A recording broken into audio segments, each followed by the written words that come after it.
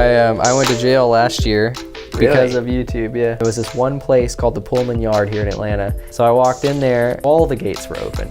We heard like sirens, it was our fire engine. You know, we're vlogging, so we're like, oh, it's the cops! And we're like just making fun of the fact that we're about to quote unquote trespass. I get a call a year later from a detective. They went through I had like 350 videos at this time. I need you to come into the police station and turn yourself in, you're gonna be arrested. Like legitimately got freaking fingerprinted and mugshotted and jail for quote unquote trespassing a year before for flying drones. Hey everybody, welcome to episode 108 of the Andrew Deitsch podcast. This is your first time listening to the show. Thank you so much. It really means a lot to me that my voice is traveling through your eardrums. I'm feeling a little bit sick today. My voice is like super deep, super sexy. But again, if this is your first time listening to the show, my show is all about talking to the most amazing people on earth. And sometimes I have a really hard time describing my show to people. They ask me, hey, oh cool, you have a podcast, what's your show about? And it's really hard to describe what my show is about because I have the most interesting people on my show. And it's sometimes really hard to describe those people. And today's guest is no different. So my guest today, I've been trying to get him on the show for the past year almost. I think I reached out to him back in April when I saw I saw him featured on a VinWiki video, and I reached out to him and I didn't get a response, and I was like, okay, whatever, he's really busy, he's got a lot of followers. But I reached out to him recently and I got a response, and I should probably say who this is. My guest today is Mr. Steele. His name is Steele Davis, and Mr. Steele is one of the most amazing drone pilots in the world. And you think typical drone stuff, Steele's style of drone videos and droning is very different. He wears these FPV goggles that he gets to basically see what the drone is seeing in real time, so he can create these insane videos. And he's actually one of the first people, probably the first and only people in the world who's actually a full-time FPV pilot. And it's amazing what he's done. He's worked with some of the biggest brands on earth: ESPN, CNN, 60 Minutes, GoPro. He's done collaborations with all kinds of different people and brands. He's also gotten to travel to some of the most amazing locations on earth to fly his drone, like the Great Wall of China, the Forbidden City. I think in Hawaii there's a place I can't remember the name of, but he's flown in all these. He flew at Chernobyl, in the exclusion zone of Chernobyl. He was actually the second person to ever do that, which is crazy. So he's flown in some of the most amazing places. But the way that I've known him and the way that I've seen his stuff is on his YouTube channel, where he's super close to 200,000 subscribers. By the time this is out, he might have 200,000. But if he doesn't, go subscribe. But anyways, he's like a full-time YouTuber, and he makes a lot of his money on YouTube through his FPV drone YouTube channel. He also took his van. He lived in his van for 4 months this year, drove it across the country, and was just droning with people, taking it and meeting people. He went and saw some of the most cool places across the country. And he's just lived an amazing life so far. And he's only been droning. Droning is probably not the right word, but he's only been doing drone stuff for the past 5 years, which is insane. So really, Mr. Steele, he's one of the most perfect podcast guests just because he's so multifaceted. Well, anyways, I'm going to stop bragging about him. So please, without any further ado, give it up for my new friend, Mr. Steele. Yeah. All right. Steele Davis. How's it going? Mr. Steele. Yeah. Do people, I feel like now probably people just walk up to you and what's up, Mr. Steele?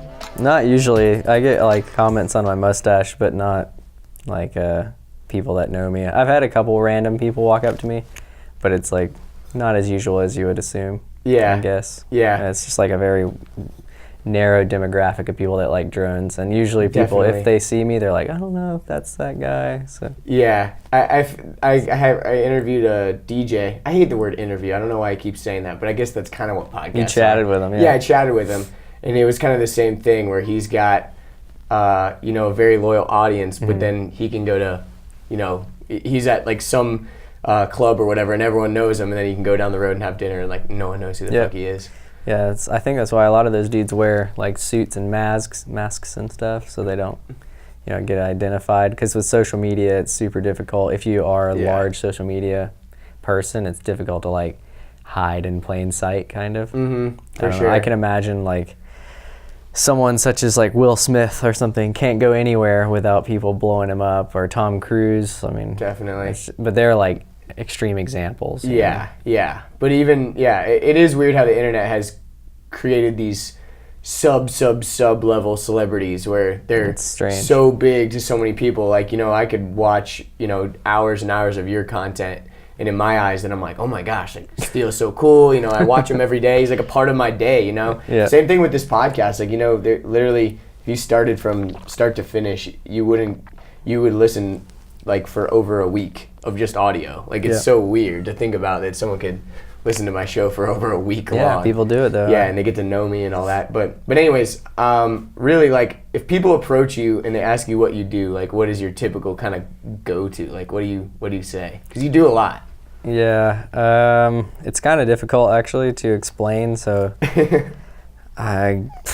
it depends who asks. Yeah. Honestly, so if it's like that's kind of how I am with the podcast, because I talk to so many different people. They're like, "What's your show about?" And I'm like, "Blah." Anything and everything depends on the day, So if someone like generic asks, like on the side of the road or something, like they see me flying and they walk up and they're like, "What do you do for a living?" I'm just like, I own a small company. And that's usually how I leave it. They're like, do you fly drones? I'm like, yeah, I do, but that's not my main job, because I don't want to tell them that's my main job, because that leads to questions that I don't feel like answering, and then into deep conversation on the side of the road somewhere, Now, if someone like I've been hanging out with for a while and they are genuinely interested in what I do, then I might dive into it a little deeper. But I also have so many.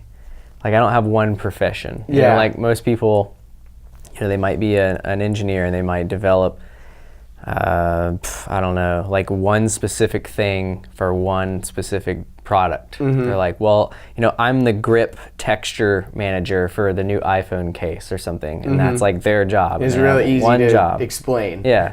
This is like, well, I make YouTube videos, but then in doing that, it's led to me approaching companies to be sponsored by them by just me flying their stuff and then saying, well, look, I have an audience and I already use your stuff. Why don't you, give it to me for free? Because I'm essentially a salesman for you. And then that led to, after years of that, like, well, hey, I'm a salesman for you. Maybe you should pay me a little bit. So there's companies that I fly for that pay me like a salary just to be essentially a rep for them. And then I have like Amazon affiliate links, and I have affiliate links with different manufacturers and companies. So certain products I'll get an affiliate link off of. But it's not like I'm pushing these things. It's just You're literally just using them. I just make my stuff, and that's what happens. Yeah. And people are like, oh, that's what he's using. I'll click this link, and they don't know that link gives me an affiliate. Yeah. But it's just like, if you want the stuff that I have, here it is, and I'm not, going out of my way to use products that I might make more money on. Yeah. It's just like I'm trying to be as loyal as possible to the people that I've already used their equipment for years. So.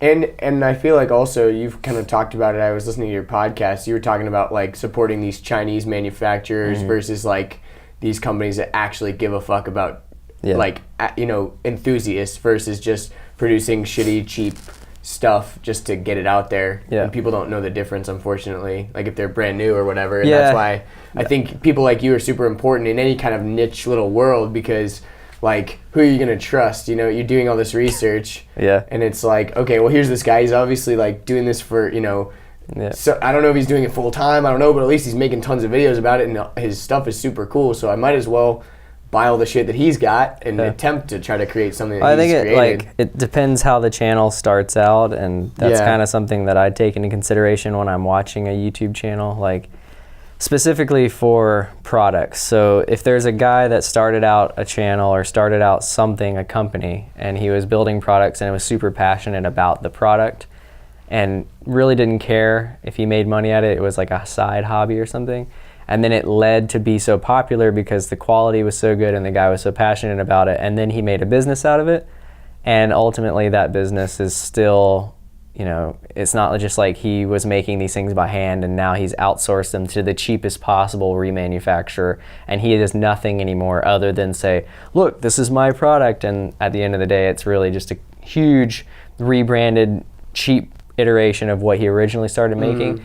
You can kind of see through that, and that's the people that I usually will stay away from. But honestly, people that start out hand building stuff and are super passionate about a hobby, they generally stick that way. Like, they're passionate about it all the way through, and it's like almost like they want control over the brand and product that they originally made. Because in today's world, you can do a Google search and within 5 minutes assess whether this person's sold out to Apple or whatever. If you want to go like really big into something like that, they're just like, oh, he sold this company 6 months ago and he's still repping it, but it's not even his company anymore. Does he really have the passion that he did when he started it? So, well, I think you're totally right about like looking back at the origin, like figuring out. Like, you don't what the immediately do was. that, but I think social media is so transparent in some ways. Like, obviously, there's I'm not a huge fan of Instagram in a whole, because I feel like it's kind of taking people and like making them jealous of what other people's lives are doing, like these influencers per se, where it's just like some dude with abs that goes to Africa or something and talks about, I don't know, some endangered animal. But at the end of the day, like, is he really doing anything, or is he just taking pictures next to something because he's hot and girls want to like his photos and he's an influencer by being attractive? I don't know. You could kind of say that's kind of how celebrity has been for years, though. Like, it has. For example, like the old Got Milk campaigns or whatever. It's like, did Tom Cruise really give a fuck that he had a milk mustache? Yeah, but Tom Cruise was an actor. Yeah. And that takes some kind of talent. True. And it also influences people's lives, because, whether or not you realize it, the movies you watch kind of impact how you go about life. I mean, how love is portrayed in movies is pretty much how most Americans assume they're going to serendipitously walk upon this love of their life, and they're going to be like, oh, and that's all spawned from movies. Yeah. That is true. And all of that is directly related to those people that they know. So like Tom Cruise, I mean, it's funny because Tom Cruise is like a huge topic of conversation amongst me and my friends, because I like rock climb, and we always relate. There's a Mission Impossible 2 movie where at the very beginning of it, Tom Cruise is like rock climbing up this, face or whatever. It's like it's a spire somewhere in probably Utah. And at the top of it, when he gets to the top, he does the whole sunglasses have the secret message in them, and he watches it and then throws the glasses and they explode or whatever. But right before that, when he's rock climbing, we're like, ooh, look at his shoes. Like, he's wearing 510 Anasazis or something. Like, we know the shoe that he's climbing in. And then all of a sudden he like does an iron cross, which is like, like the rings guys, where they're holding on like this, no feet or anything, which is like one of the most strenuous things you could possibly do. And he's like resting in an iron cross, which is not something and you're like, that's not a resting position. And it's backwards, like, again, oh my God, so back to the wall. And he's just like hanging there in an iron cross, like, oh, yeah, this is a good rest. And you're like, what the hell is going on? Like, that's not a rest at all. Yeah. So any rock climber would be like, what is going on? But it looks cool as crap in the movies. Yeah. But it's just funny because we always relate anything ridiculous in when we're climbing to Tom Cruise. Yeah, we call it the funny. TC. We're like, you gonna TC that? And if you do something really hard, like over exaggerated, like over the top, then it's a TC. So. That's funny. Yeah. But I agree with what you're saying, like about how Tom Cruise is like an actor, so he does have talent versus some of these people on Instagram that literally have like they have talent. I'm not discrediting their talent per se, but I would say it's like, you find this dude that is one of the best snowboarders in the world, and he's probably got 30,000 followers, and you find this attractive chick that wears yoga pants that might go to the gym once a week, and she might have 1 million followers. Yeah. And it's like, well, what is it sex selling, or is it, I mean, and sex it's also, sells. You could say like whoever her photographers are really good, or like, she's been able to, but at the end of the day, it's like everyone's there for the butt. Like everyone's there for the butt. But also, there's probably some people there that, on Instagram that have like the most amazing butt in the world, and maybe they only have like 10 followers or whatever. And they just don't know how to. But okay, but maybe they have. Maybe there's a dude with the best abs in the world, and he might have 10 followers. Yeah, and it's because they don't properly know how like the whole social media thing works. And I agree with you. Like, social media, I think on a surface level is definitely a very like superficial, shallow place. yeah, exactly. But I think one thing that you've been really like able to harness the power of social media is like digging really deep into like certain niches and stuff. Like for example, like Facebook groups are like back in the olden days of the internet. Not really, but like forums years ago, and stuff. Forums like, were the Facebook 5 years ago. Exactly, and so it's like digging into these, or even like subreddits or whatever, like digging into these like deep little niches where people are all talking about the same kind of stuff, or they're all passionate about the same kind of stuff. Like that's really kind of the power of the internet, and like just surface level Instagram influencers is really kind of just the byproduct of this like shitty attention seeking thing that we kind of like create. Yeah, so like I don't even do Reddit. Like Reddit's too. I tried to do Reddit for a while because that was like a place to share videos before Facebook groups really like took off. Yeah. Like I actually, so it's funny because before this I went to college. I got an electronics engineering degree and got out and started like working in the field and doing the 9 to 5 thing. And I was 3 hours late today to this, so you can tell I'm fairly punctually challenged. And it's not that I disrespect or don't care about the people's time. It's like I genuinely feel like I have enough time to get these things done before I do something, and it's like, no, I needed the buffer of an hour and a half or 2 hours. But you hate to build that into your schedule, because then what if it does? Yeah, what if like, you were able to knock it out quicker? I don't want to tell someone like, yeah, I'll be there at 5, and it's like, well, 5's too late, and it's like, well, that's just realistically when I will be able to get there, and it's not because I don't want to wake up at 4 a.m. to allot the time. It's just I go to bed late or whatever, and I wake up and I'm like, okay, I got to do this, and I got these things, and then thing pops up. So and it's not like you're not productive. Like you've got a lot of shit going on. It's not like you're not doing stuff. It would be one thing if you were like, showing up late to everything, but you also were just playing video games and you're like, sorry, I lost track of time. Yep. Like you were like actually doing stuff. So, yeah, exactly. I can definitely relate to that, where I tend to think that I can knock things out much faster than I actually can. Yeah. That's another thing that's kind of hard with like working for yourself and like having clients and stuff. You're like, oh yeah, I can knock this video out in like 2 hours or whatever, and then you're like, hour 5 in, it's super late, and you're like not even done with the beginning or whatever, and it's just like, exactly. Okay, yeah, I'm undervaluing myself, or underestimating the time or whatever. Yeah, and then back to the 9 to 5 thing, just like I physically would get done with my work probably 3 or 4 hours early, and they're like, well, you need to work slower, and it's like, that doesn't make sense. Wait, so you're paying me, whatever, $20, $30 an hour, and you want me to work slower so that I make everybody else good. And I actually I was approached by multiple people in the job source, or job place, and actually multiple jobs. And I'd get done at 3 or 4 o'clock of whatever job we're trying to do, and we're off at 6 or 7. And it's like, hey, you need to slow down. You're making everybody else look bad. And it's like, well, maybe I need a promotion because you suck at your job and you're doing just the bare minimum to get by. And that's kind of an issue with a lot of jobs. Like I was listening to a podcast the other day. I don't know if it was, I think it was a Joe Rogan, a Rogan whatever experience. And him and this dude, I don't remember the dude's name. He had an annoying voice, but they were talking about there are legitimate jobs that they're completely useless. And they'll have this like setup where, maybe there's 1,000 jobs at this particular company, and there will be like, 3 to 5 that completely are useless, and people are making, 6 figures a year in this job position, and their entire mental state going to work is, how can I fake me doing what I'm supposed to be doing that I don't even really need to be doing because there are other people that could do my job just as easily. And it's like a super ridiculous place to be in, because you're essentially trying to fraud your way through the day every single day. Yeah. And that's super stressful, but at the end of the day, they're making good money, so it's almost worth it to fake it. But you're not doing anybody any good other than the fact that you're pocketing some cash. That's kind of was the end result of why people continued to do it.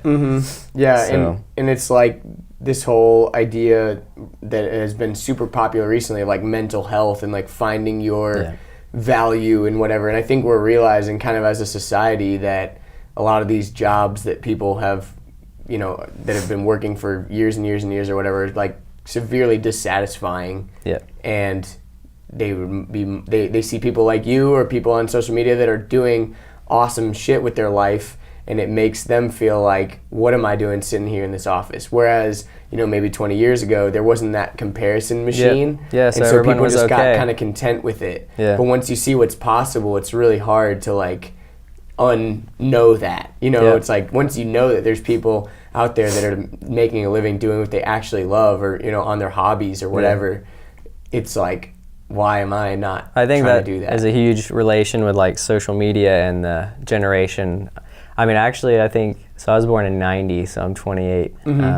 And I think people born between like 85 and, 2005 are probably in the mindset now that they want to do something in their life that they're super passionate about. And you got that entire generation, millions of people born in each year from 1985 to 2005. I mean, even more, even 2010. People that are 10 years old are thinking about what they're doing in the future right now. So they're all like, well, I want to be this. The mentality of being an astronaut or being a doctor or being a police officer is not that appealing anymore. There are people that still want to do those jobs, but it's for different reasons. Maybe it's because they want to be a doctor because their parents want them to be a doctor, or they want to be a police officer because they have control issues and they want to be able to control things, or maybe their dad was that. And and it's just like they're living the legacy of the family.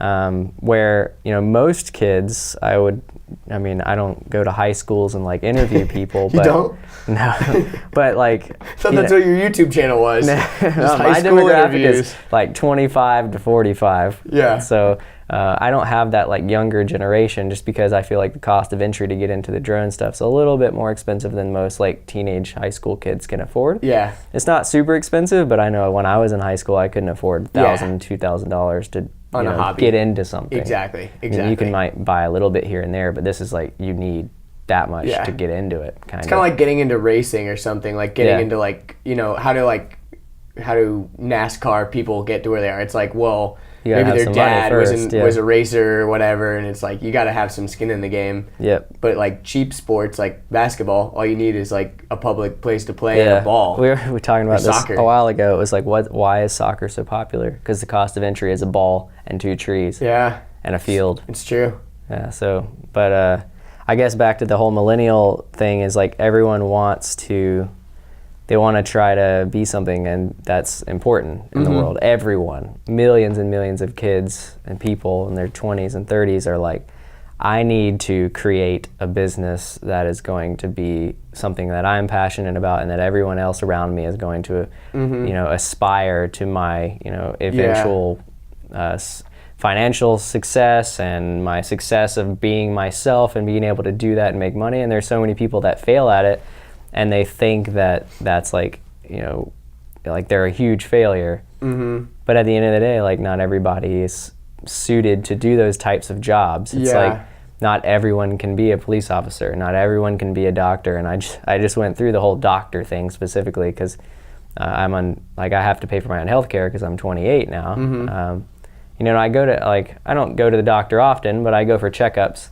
And like a couple of years ago, I went and got a physical, and like not that I went through like a really ridiculous thing, but they were like, "What's wrong?" I was like, "Nothing." Right. This is a physical. Like you're supposed to ask me what's wrong, and if I have any things wrong with me, or I can tell them if I have anything wrong. But it was just like a super disingenuous experience, and totally. And it wasn't that I did anything wrong in my mind. It was that the doctor was just skirting by. Yeah. Which a physical is not a very in-depth thing.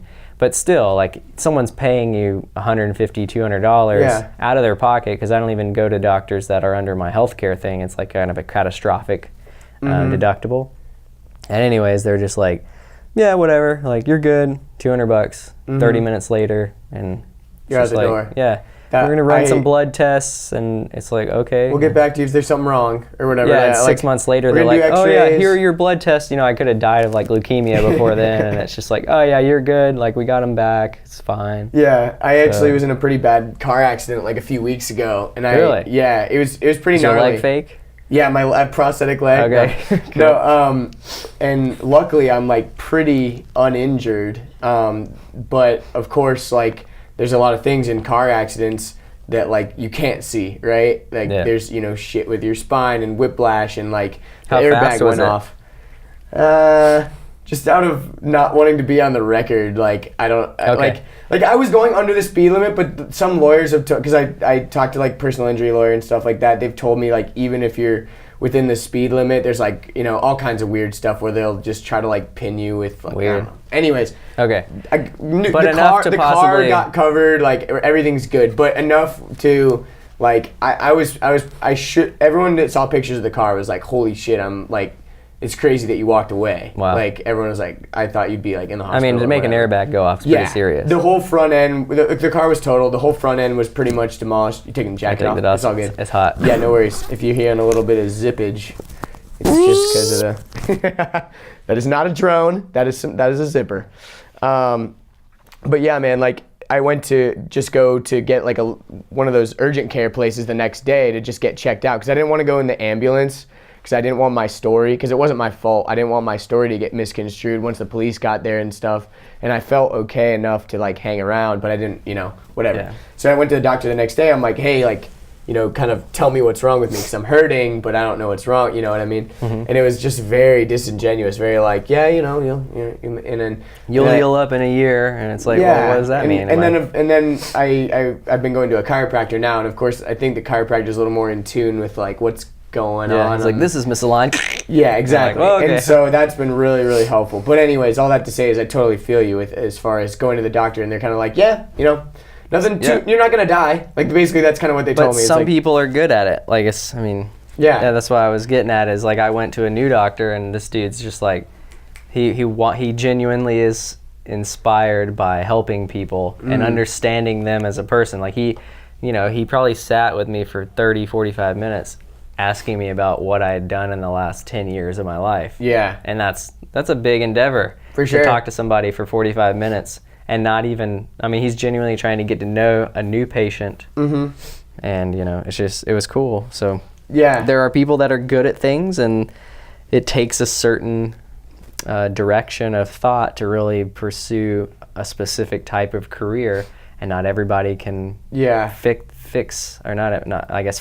the career that they want. If they want to design clothes, well, they might have seen this, famous designer and they're like, I really want to design clothes, but at the end of the day, they might be a really good painter. Yeah. But they're going after the wrong passion.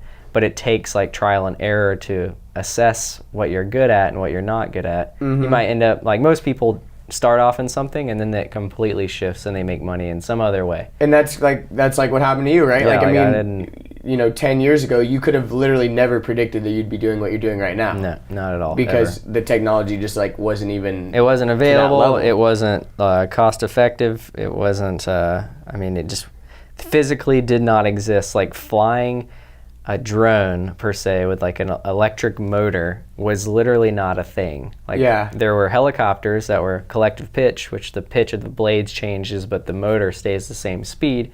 And as the load increases, it might have to provide more power. But like when you're talking about an RC drone, like each motor independently spins up and slows down to adjust all of the movements of the drone.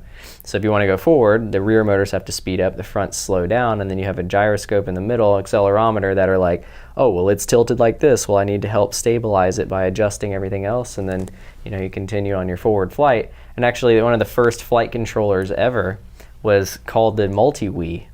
And the reason it's called a multi-Wii is because like WII? When the Wii came out, the Wii had an accelerometer in it and a gyroscope because you needed it to make, the Wii thing work. An accelerometer, for people that aren't technically whatever, it's basically sensing its position, right? Like it's a little sensor that can sense what it's like doing in physical space. It's like a mechanical ball in a box. Like and wherever the ball moves in the box, it takes a note of where that is, and it can tell you, hey, the thing just moved, 3 inches to the left at this rate of speed, not necessarily distance, but it goes by time and amount of movement.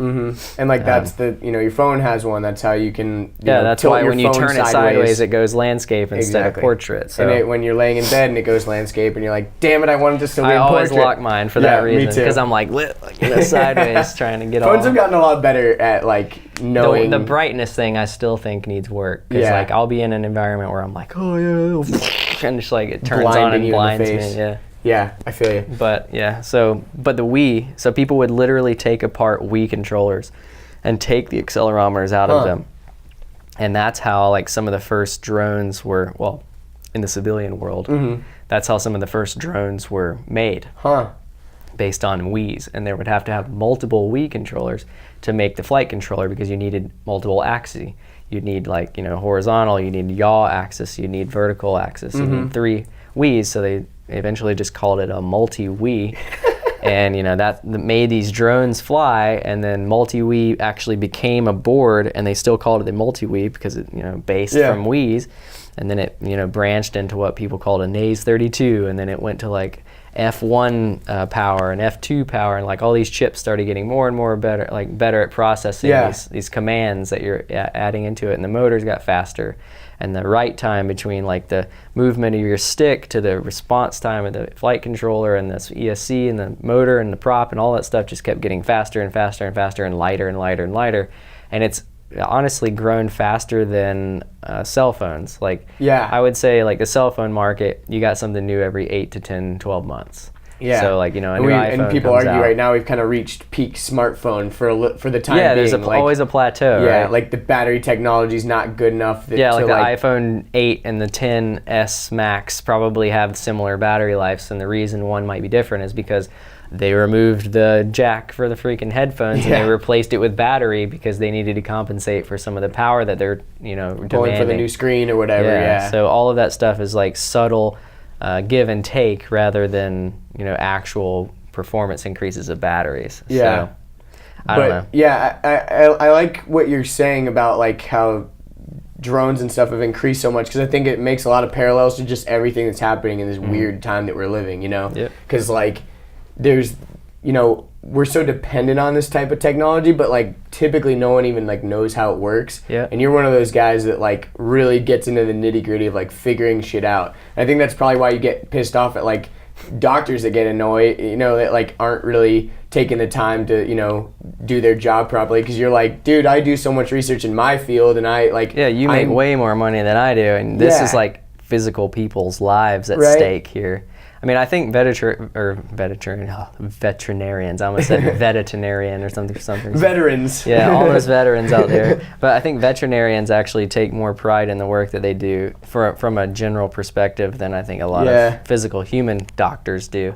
And, the reasoning is because whether you're just an asshole, sorry, I don't know if that's okay. You can cuss. But if you're just a dick and you want to like hurt animals, then I guess, but there's not too many people that go to veterinarian school and come out on the other side and are like, yeah, I just did that because I want to make money. No, they're legitimately passionate about it. They might make a lot of money, but usually they all start their own practice and they all do like a specific thing. They might be specialized in one particular animal. They might only do like large dogs or small dogs or large, say horses or something like that. Munchkin kitties. Yeah, all munchkin kitties. And where human doctors, there's a lot more of a need for them. Well, in the books per se. Like when you go to medical school, they're like, we need more eye doctors or something like that. But like general practitioners, like they're just kind of a general boat. Like a general person can get a general practitioner job, and it just goes like most people can get any job they want as long as they can pass the tests. And passing tests doesn't relate to real world experience. And that's why I think a lot of like jobs these days, they look for real world experience over college like degree or something. So like when I graduated college, I had like 140 something hours of credit and I had all of this stuff, but I did nothing extracurricular. I basically, in high school, I played Halo 2 from the time I got home until 3 in the morning almost every day, and I skateboarded when I wasn't doing that, when it was nice out. And those were the things that I did. And I built cars and had all kinds of mechanics experience, like building cars and understanding like suspension setups and turbo setups and gas and what type of timing you need at this particular place in this rev range. So I understand a lot about like cars and how they work. But when I went to like electronics school and learned all of that stuff, and I got out and tried to get an electronics job, they're like, what kind of electronics experience do you have? And I'm like, well, my father has fixed electronics since I was like a toddler. So, I've been around soldering and I've been around, repair and understanding troubleshooting. But as far as like building a circuit board from scratch and understanding how to lay things out, like I'm not super well versed on like CAD work or, designing circuit boards, because that's just not what I went to school for. Like I know how to do it on a basic level, but I don't have experience. Like I haven't worked at a place designing really cheap circuit boards that are super simple, because that's what they want. They want like 3 years of experience doing something in that field. And it's like, well, I'm 22. Yeah. If I had like not gone to college and, gone and worked in a field for 3 years, then I wouldn't have the degree, but I'd have the experience. So what do you want? Yeah, and they exactly. want both. And it's like, well, you either hire one or the other, but I guarantee you the guy with the experience is more likely to get the job than the guy with the degree. Yeah. So it's kind of like a give and take. No one's going to tell you when you graduate high school, oh, you need to go get a job because you need experience, because your next job in the near future is going to require that experience. So it's like, people are still going to college, but then you got all these people saying you don't need to go to college because there's so much free information on the internet, which is completely true. Like YouTube University is a thing. I graduated from it many years ago before I got into drones. And now you're a professor. Now I'm a professor of YouTube University. Yeah, and I try to portray that. But I mean, I taught stuff before. Like I taught guitar, singing, or vocal lessons, and swimming before I taught how to fly drones. And it was just like I already had a passion for teaching, had a passion for like electronics, because I've been around it my whole life.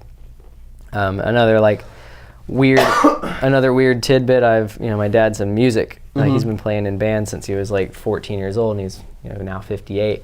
So I've been around alternative style like music, like in bands, for my whole life.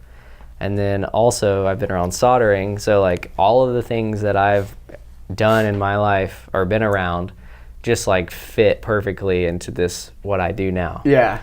So which is really cool. Like who knew that I would need to solder when I was 8 or whatever, and now it's a huge part of what I do is like building these drones requires you to be able to solder. So. Yeah, and that's like proof of what you were kind of saying earlier about like you gotta try shit out and like do some trial and error of like figuring out what you want to do. Yeah. Because like I think a lot of people just want someone to tell them the answer, right? Like I don't know what I want to do with my life. You tell me. And that's why I'm sure you get frustrated with people on YouTube all the time reaching out to you like, hey, I want to get an FPV. What should I buy? Or whatever. And it's like, dude, I have a whole series on this. Or like, yo, like, why are you asking me these simple questions? You haven't even done any research. The immediate satisfaction is huge. And I mean, I'm guilty of immediate satisfaction. But like, it's funny.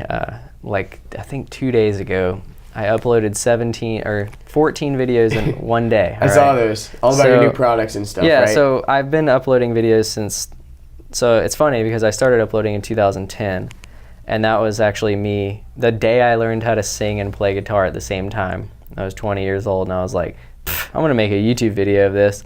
So the first time I actually got the song down, like from start to finish, I had recorded it on video. Nice. And I was like, I'm confident in this, so I threw it on YouTube. And like within a month, it got 100,000 views. And in 2010, that was a lot.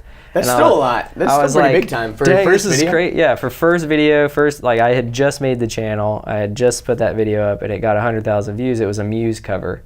Nice. So you had a little bit of that crossover where people were searching for Muse stuff. Yeah, I think Muse was huge at the time, and like I didn't really know that Muse was huge at the time, but I guess on the internet, like YouTube was a thing, and people were searching covers of Muse. Yeah. I did. So this is what, like 2010, something like that? This is 2010, yeah, like October.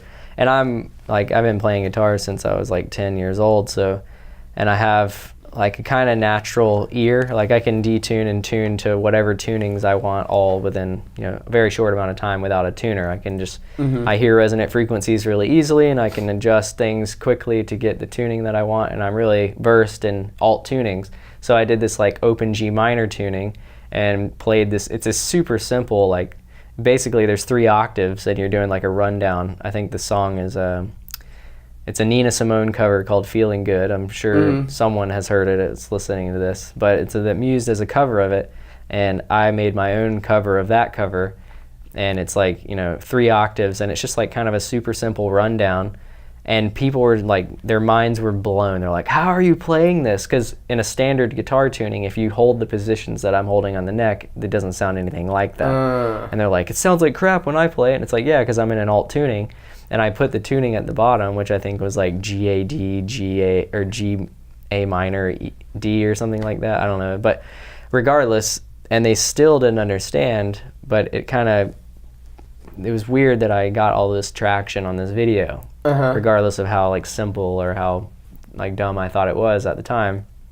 And I like kind of let it rest for a while, and I uploaded a couple more videos of me singing, and they did fairly well, like 30 to 40,000 views. And I used to do open mics all the time, and then I worked at REI, rock climbing. Yeah. I taught rock climbing for a while, and I still climb super avidly. And kind of just like a lead into how I got into what I am now. I guess exactly. Taking a I like that. detour. I was going to ask you too, like you said of course I want to get back to the REI stuff, but even before that, just take people back. You said like in high school you were like skateboarding a lot and stuff, and like playing video games. Yeah. And I feel like both of those things now, like skateboarding... merged. It merged, and also like kind of what you were saying, how like your dad being a musician and all that stuff, kind of like knowing soldering, even though like skateboarding kind of ties into drone stuff, because you got to be creative with your tricks and stuff like that, and being a freestyle for freestyle drone pilot. Skateboarding is like the direct parallel. Like even today when people ask like, what is this, and I'm like, well, it's like skateboarding in the drone world. Like that is exactly the exact, what would that be, correlation between something else, because it's like a subculture, but it's also like, it's got a big following, but it's still super anti-counterculture. Like people that like drones, they like drones, but they're not usually something that they bring up at like a typical family coffee conversation, because it's not like, some people might not like it, or or they don't know anything about it. It's counterculture, but at the same time it's like kind of mainstream. Like people know what a drone is, and they know that you can put a camera on it, but they don't know that there's this super like unique counterculture of people flying drones that are custom built, that do 80 to 100 miles an hour and can fly miles away, and you're wearing goggles as if you're sitting in the cockpit and all this stuff. So all of that is like super counterculture, similar to skateboarding, not nearly as cheap to get into, because skateboarding is fairly cheap. But sorry, I just thought that was really interesting, because like even with the video games, you've got your joysticks and stuff, having that like precise control, especially with Halo. It's like you want to have your sensitivity up pretty good so that you can make a full 180. I would play like legit MLG level from the time I was like 14 to probably 16, 17 years old. It was like every freaking night we were playing.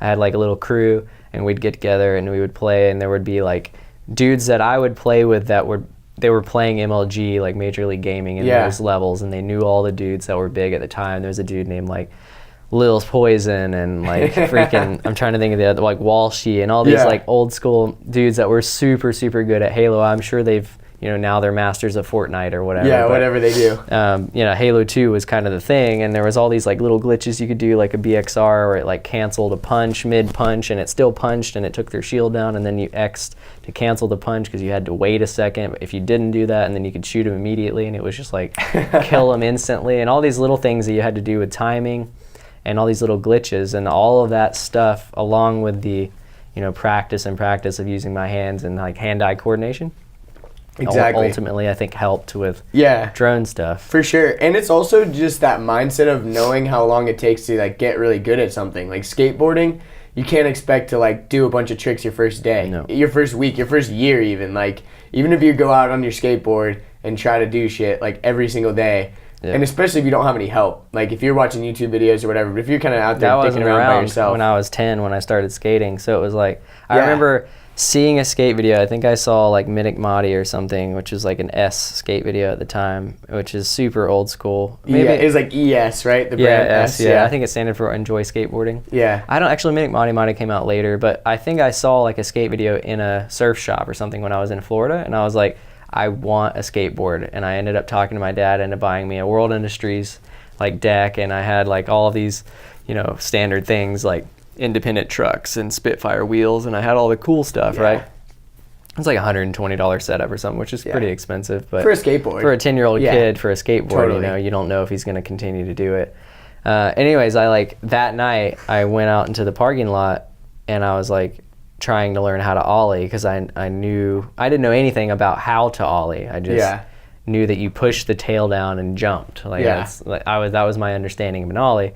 And I was like in the parking lot skating around, and this dude that was like a valet walked up to me, and he's like, "Hey man, like, you skated?" I was like, "Yeah. I mean, I don't know anything about it." When you were like 10 too, you're like, yeah. Yeah, like, I don't know how to do anything. I guess I am. And like vivid memory in my mind, he's like, "Yeah, I used to skate." And I was like, "Really? Can you help me?" And like he sat there with me for like 30 minutes, and first he like made an impression that he could skate. So he took my board and like ollied over this like curb stop thing. And like in my mind, it was the biggest ollie ever, because it was like you've never seen it in person before. And anyways, he sat there and like kind of taught me, and we put it on like the carpet inside the front of the hotel or wherever we were staying. And he's like, "Yeah, just, you know, work on carpet and you can do this." And he was like really good teacher, and that kind of like sparked my interest and kept me motivated to skate. So, you know, I still skate. Like, I can still pretty much hop on a board and do 360 flips first try, because it's just like I did it for so long. And it's just ingrained. Like, I know all the movement to do certain tricks, but I'm not going to throw myself down like an 8-stair or something, or down a handrail anymore. But I feel like all these kind of little things like parallel, because it's like skateboarding takes a long time to get really good at it. It's super technical. Like, even video games takes a long time to get good. It's super technical. Music takes a long time. Super technical. Electronics, you know. I'm into all the counterculture stuff that really takes a long time to get good at. But it's cool because like you have like gotten really good at all these like kind of niche little things. Even rock climbing, like it takes a long time to get good at. But that's, I think, just the key with, you know, anything that's worthwhile, right? Like I think people want to just have that instant gratification, like, oh yeah, it'd be so cool to like get a drone. Like, what should I get? Like, But kind of like what you said when you saw that video in the surf shop, that was like a, you know, whether they knew it or not, it was almost like a skate influencer that showed how cool and how good you could get. That's kind of what you're doing, like in the drone community now. Yeah, it like sparks an interest in somebody, whether or not they know that that's what's happening, or even that they know that what you can do with a drone is even possible. You know, like a lot of people will watch drone videos, you know, and they think of like a DJI, something like super cinematic of like, you know, kind of slow moving, epic shit. And then you're over here doing like flips and going through really small holes and all this stuff. And it's like, I didn't even know that was possible. What the fuck is this guy even flying with? Because like, I know I can't do that with my Mavic, like, you know. Or maybe they think they can. Or maybe they think they're they like, I got it. Shit's slow, you know. I've seen that happen quite a few times. So that's hilarious. Well, but anyways, to go back to your REI thing. So you said you started like teaching. So at after REI, I failed at like realizing that I could not keep a 9-to-5 and not kill somebody or myself, because just the job that I was getting was not fulfilling my kind of passion, which whether or not you want to consider that naive to think that you're going to get a great job right out of college, I do agree with that statement now knowing that. But at the same time, but it seems unfair. If you hate your job and you hate it and you know that you're never going to like it, even if you get promoted, say I was making 3 times the money I was making and doing the same job, I would still hate that job. Whether or not it helped me buy my like dream car or whatever I wanted at that time in my life, it probably still would have made me hate my job, because I was working a crap load of hours and I was ultimately just like skirting by kind of. I wasn't doing anything meaningful, which is an issue with millennials, obviously, and that generation that we talked about earlier, because people are super psyched on doing something that they're passionate about and getting into something that they can really stand behind. But finding that doesn't come overnight. Like, you have to, I mean, I found it early at 26 or whatever, 25, 23 when I started flying drones. And I didn't know at the time that it was going to turn into what it did. And nor did I think like I was going to be in the drone world where I am today. But still, it was something that I was passionate about. And I didn't really care. I just kept doing it because it was fun. Yeah. And I had jobs, and like I worked other jobs while I did this, and that's how I worked at REI, right? So I actually was like, well, I hate electronics. I hate the whole thing. I'm just going to get a job doing something that I'm passionate about, which was rock climbing at the time. So I had a buddy that worked at REI at he was an outdoor school instructor, which is kind of like essentially the people that go out, they're like guides basically. They go out and show you how to do things. So I learned how to kayak, I learned how to stand up paddleboard, and I learned how to, rig for, if you're not just rock climbing. Like I'm really well versed at climbing, and I was at the time, but I didn't know how to like rig a top rope when you don't have chains. You might have to like rope with sling around a tree or do something like that. So I learned all these skills, and then mountain biking and all kinds of stuff. Regardless, after I learned all of that, I taught for about 8 months at REI here at North Druid Hills or whatever in Atlanta.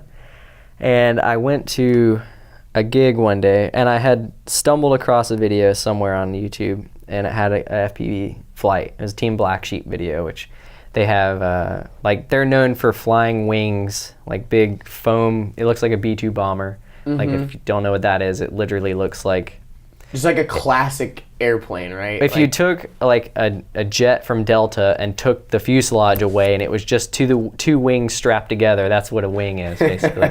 And they like put a camera on the front of that, and I think the video I saw was them flying, like they were in like Thailand or something, and they were on like the 50th story of a building, and this dude just walked out on the balcony and just hooked this plane off the edge of the balcony, pulled some goggles on, and then just proceeded to fly through the city with this plane as if he was sitting in the cockpit. And I was like, well, that's the coolest thing I've ever seen in my life. So I like went to their website and started researching stuff, and I was like, well, buying a wing's gonna cost me a lot of money, and I didn't have like $2,000 to spend at that time. And then I was like, all right, well, I'll buy a drone because, or not a drone. Oh, damn it, I just messed the story up. I got a helicopter for Christmas that year, like a toy helicopter, and it sparked my interest in flight, which ultimately led to me finding YouTube videos. But I did get into RC helicopters just before that, and then I found that video, got into FPV. And FPV, for normies out there, is first-person view. It's like you strap a camera to the drone or whatever you have. You can put it on a car.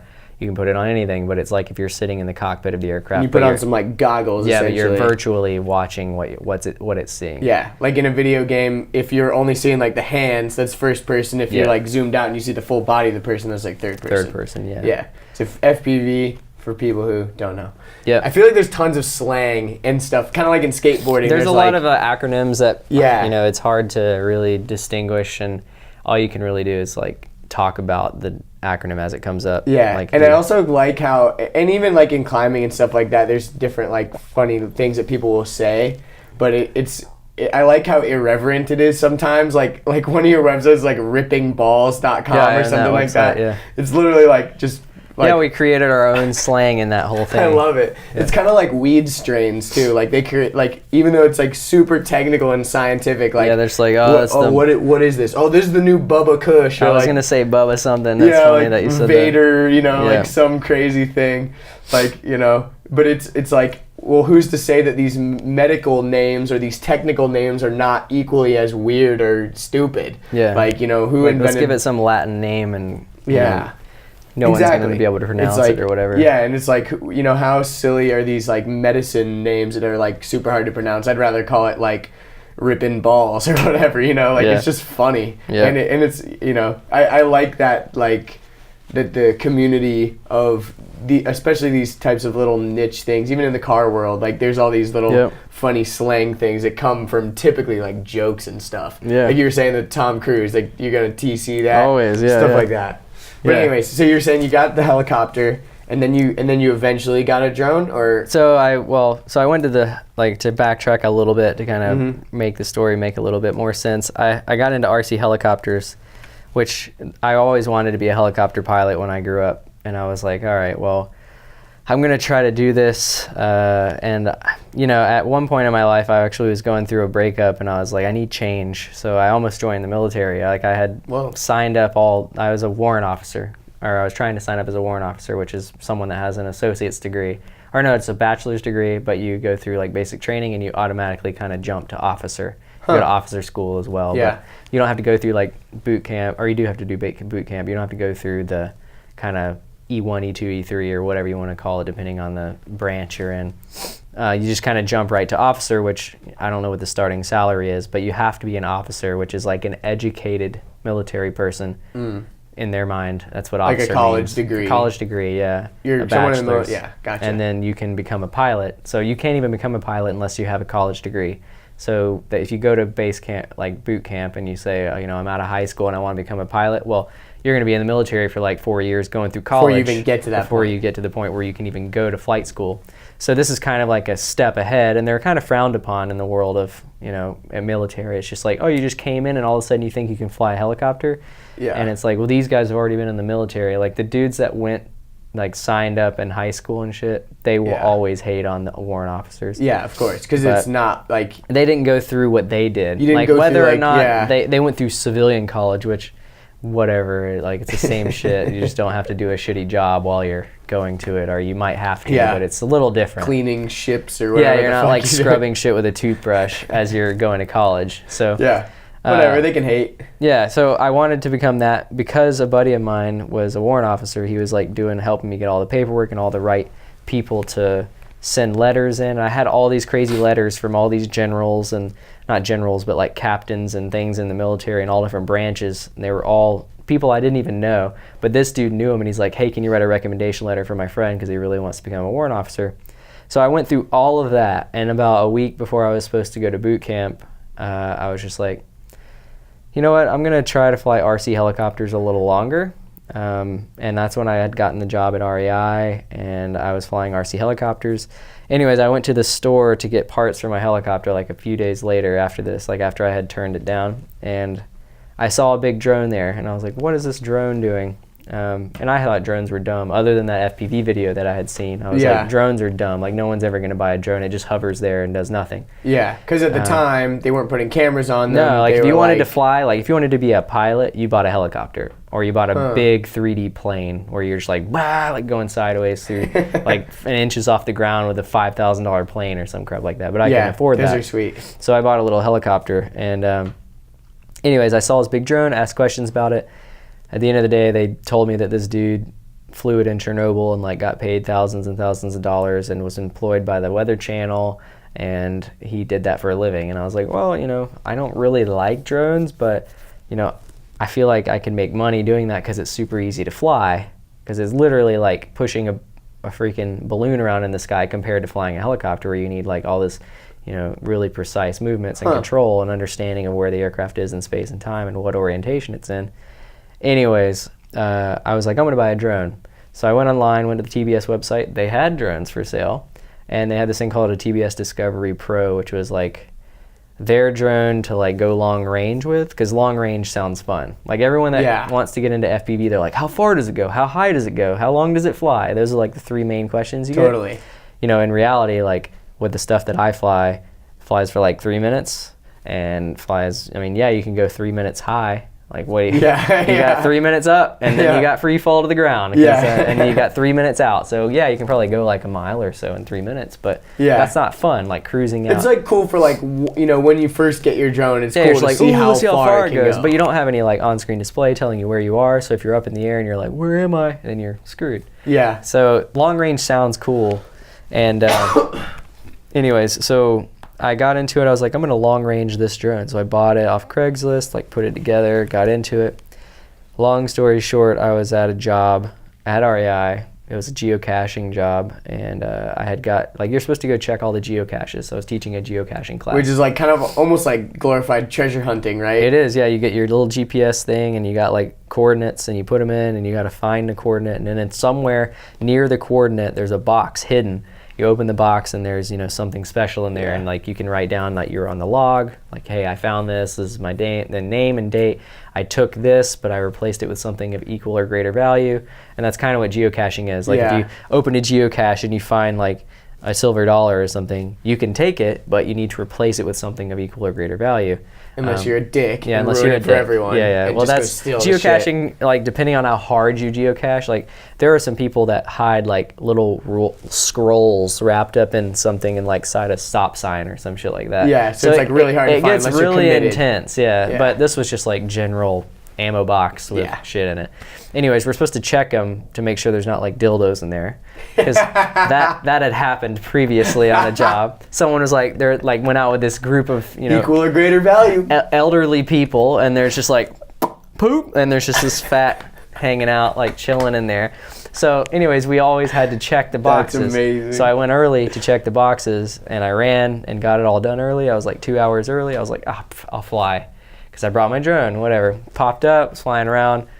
I still can't explain it today. Something happened. I wasn't far enough away to like lose control link, or I had perfect video.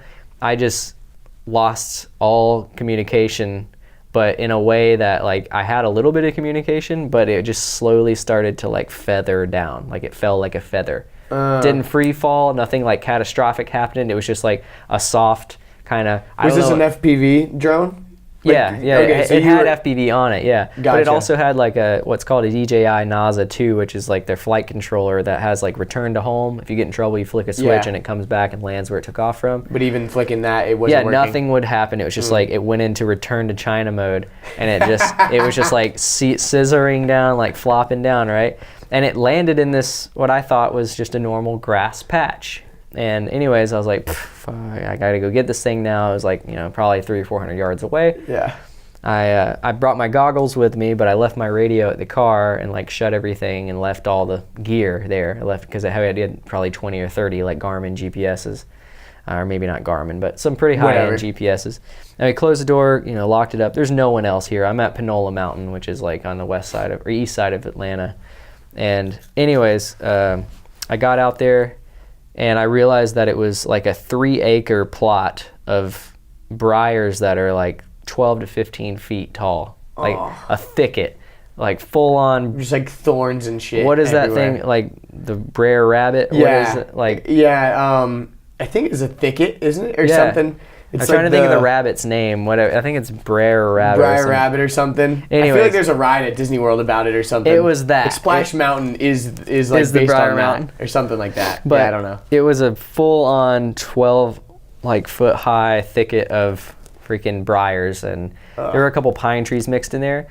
And I had video, and I was like, all right, like I kind of remember where I was when I went down. I was near a path, like I could see things. And the idea is that you can base your location off of what you can see in the video, but all I could see was grass. So I was in tall grass, and I was like, all right, I kind of know where I went down. And this is before I had DVR. DVR is like digital video recording, where you record in the goggles. So if you lose the drone, obviously there's a GoPro on it. It's storing it in the goggles. But the GoPro is with the drone, so you can't really refer to the footage. So you store what's in the goggle so that you can replay it and see what happened, or see maybe how bad the video was, because we are doing like an analog video. Yeah. And anyways, I ran over there, didn't have DVR, so I had no idea of where to go. I was just kind of generally looking. After about like 5 minutes of running around, I had like short shorts on and a t-shirt, and I was like clawing my way through these freaking briars trying to find this thing, because it's about $2,000. I was gonna say, it's not worth it to just say, fuck it, I'll buy another one. And I had been waiting for the GoPro 4 to come out for like months and months and months, and I was like, all right, it's not gonna come out until like another month or so. So I get a discounted REI. I'm gonna buy a GoPro Hero 3 Plus. I bought it the day before.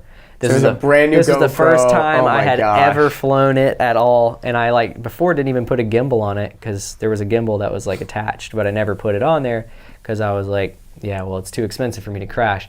I put the gimbal on, put the GoPro on, flew it. First freaking like real flight. Like I had tested it a bunch, but first real flight, lost it.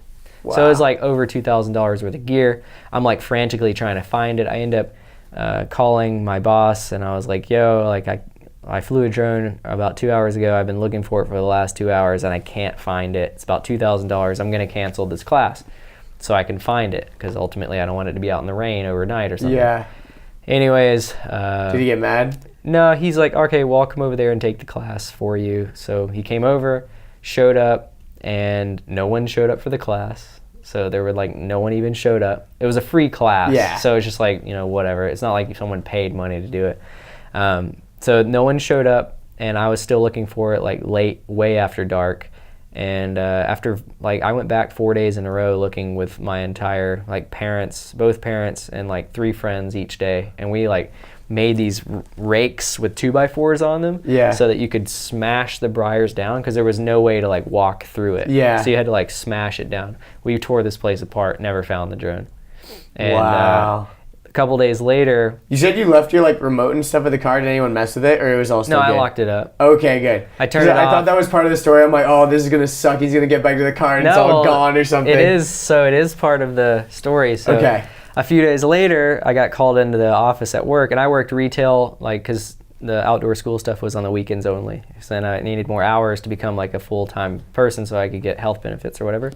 So I worked retail at a different store, and that store manager really did not like me because I always asked to be placed in the climbing section because that's what I knew. And they were like, no, you need to understand men's clothing.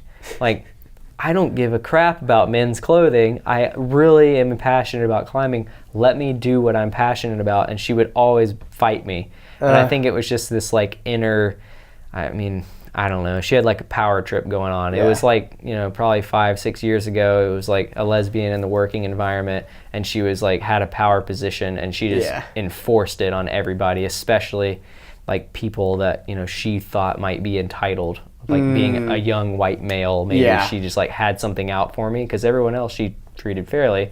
Well, I mean, like, it makes sense why you'd want a well-rounded employee that could work in any position, because, you know, if someone calls out sick, then you could go. But it's like, if you are really passionate about this, and at least you're put me one in of the a best people at it. Near. She would put me in a section like completely across the place. Sounds like sabotage. But, and it's funny, because I'd go over to like ring something up, and there would be someone over there in the climbing section asking some idiot about what they should be buying, and it's like, oh yeah, I think you need a rope for that. And it's like, well, that's why I'm here, to ask you what rope I need. And it's like, well, you know, I could answer this question very easily, and I always got in trouble for like butting in on conversations and making other people look dumb, which, you know, I don't really have a problem with that, because I felt like it was justified at that point in time. So anyways, I got fired that day.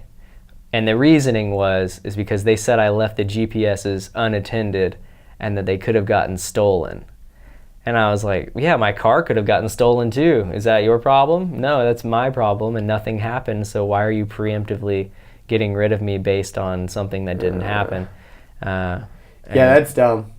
Next day, I got a job at a hobby store, and that kind of led to me being in the, like, getting more into drones, because the hobby store Did you ever end up getting the drone back, the $2,000? No, it's gone. I've never seen it. So, but I mean, well, if you're out geocaching near REI, maybe you'll find it. No, at Panola Mountain. There we go. Yeah, Panola go there. Mountain. You'll find an old, rusty Basically, old drone. if you're there in the parking lot and the lake is to your left, it's to the right, somewhere in the thickets over there. Someone that's like a hardcore Mr. Steele fan is gonna go find your old Dude, drone. I was like, you know, I put up on Craigslist like $1,000 reward for someone that would return it, even if it was broken. I didn't care. I just wanted it back. And you probably wanted the GoPro, and I mean, because the GoPro but even is if still it was GoPro. broken, I could have returned it under like the REI warranty. And that was before GoPros were waterproof, so it probably didn't have a waterproof housing or anything. It was a 3+, and it was just like bare, so it was fine. But you know, that's the only drone I've lost, knock on wood. But you know, that's knock on fake wood from IKEA. I guess that's some some like particle whatever. Yeah, I think this is wood. This little thing. MDF. There we go. I'm not superstitious. This is wood. But so I lost that job and immediately got another job and worked there for a year, kind of, you know, doing my thing, and at the same time I was on forums researching. Like I'd be working, but I'd also be researching at the same time. So it was like a front kind of.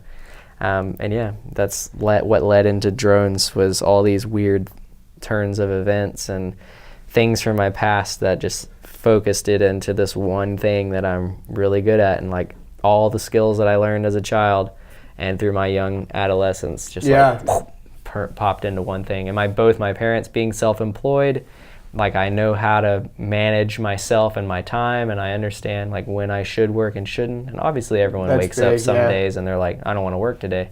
I'm going to watch freaking South Park all day. But, you know, I can afford to do that because I might work from, like I've done this last week, from 5 p.m. to 5 a.m.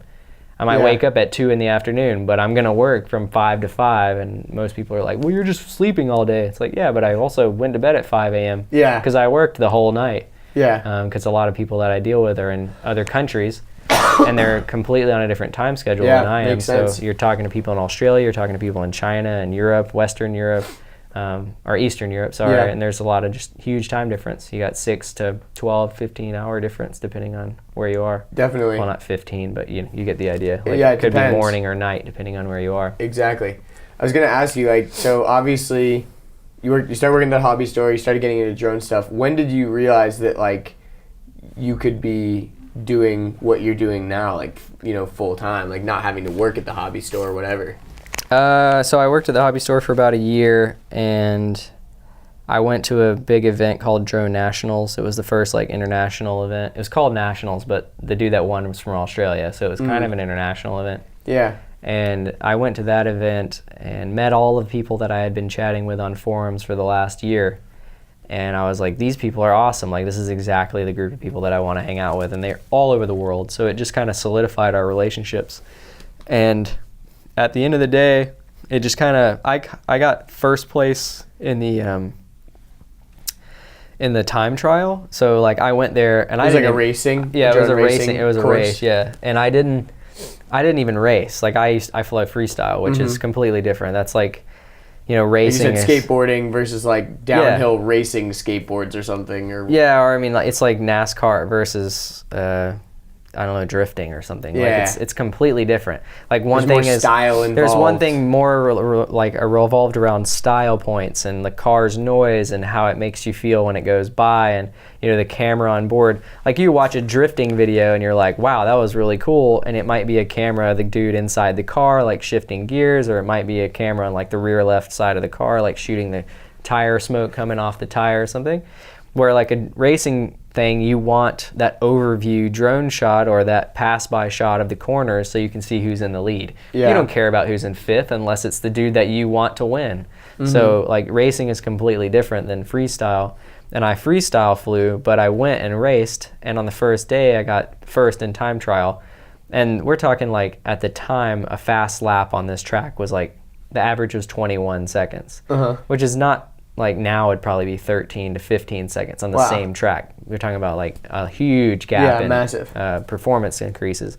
But like I got a 19-second lap, which was 2 seconds faster than everyone else on the whole. Like there was hundreds of pilots. Yeah. The second fastest dude was 21, and there was pretty much like a bunch of tied 21s, and then I you had were like 19. the Usain Bolt, and everyone else was Yeah, like... so it was like this huge gap. So everyone was intimidated. I came up the next day with my number 1 vest because that was like my starting position in the race. And like they didn't even do what they said they were going to do. They ran it a little bit differently, and I'm not trying to throw excuses out there, but I ultimately didn't win. I didn't even qualify. I was like top 16 or something. So I didn't win. They changed the course or something, or they changed the rules? They originally said that they were going to place, like, the first qualifying person would be set up. You know, that's how they do pole positions on like races. The person that gets the fastest time or the fastest laps or whatever they want, they get the first position. Well, they ultimately put all of the top 8 pilots together in one race, which you're talking about, you know, 8 people flying on a small course with video that has problems, with drones that are all trying to go through a gate that's, you know, maybe like 5 foot by 3 foot. And you got dudes like running into each other. So like on this, you know, first lap, you got 5 people that are probably already taken out because they hit each other, and that's that. Back then, the propeller, you touch one thing and it exploded and you couldn't fly anymore. Yeah. Nowadays, you got polycarbonate props and you touch something, it bends a little bit and it still flies, but it's not as good as it was, but it still flies. So I didn't win, but I did get second place in freestyle, which was another weird competition that I felt was fairly biased. But I got second place, which didn't really matter at all. Yeah. But I saw that there was potential for me to do something as like a name in that industry or that hobby. And I was like, all right, well, I need to figure something out. I did a couple professional shoots after that. Like I worked with RedBull and GoPro a few times, and like, I don't know, you make pretty good money working with them, even though they can Was that based on those events? Like they reached out to you? Yeah, so I was making YouTube videos already. Nice, yeah. Which at the time, making a YouTube video was just putting a song with a flight and putting it online. So that sounds really boring, but it's like you get these weird flying characteristics that you've never seen before, and then you get a cool song attached to it, and it kind of turns into like this visual art almost. Totally. So and were you like doing any kind of like speed ramps in the video to make certain things flow with the music, or the thing was it was Well, so at the time it was, you would fly like for a month and you'd clip together all the best parts of the flights and you'd put it all into one video. Like a highlight reel kind of? Yep, exactly. Gotcha. And like there was a guy named Sharpoo at the time. He works for DreamWorks, and he basically is an animator, but he on the side flew drones. And he like was huge on the internet for a while. He's like the godfather of FPV pretty much as far as drones are concerned. And he was really good at putting music and videos together like that. And like he got really big. Like he had probably 30 or 40,000 subscribers on YouTube, which was huge at the time. This was like 2014. Pales in comparison to Mr. Steele's legacy nothing now. YouTube's a way different place than it was. Definitely. But yeah, 30,000 subs, 30,000 of anything is a lot. It's big, yeah. Instagram followers, it's all huge, 30,000. Even 5,000 is a lot. Yeah. You can make a complete living off of having 5,000 people that are passionate about you. Totally. And like supporting what you do. Totally.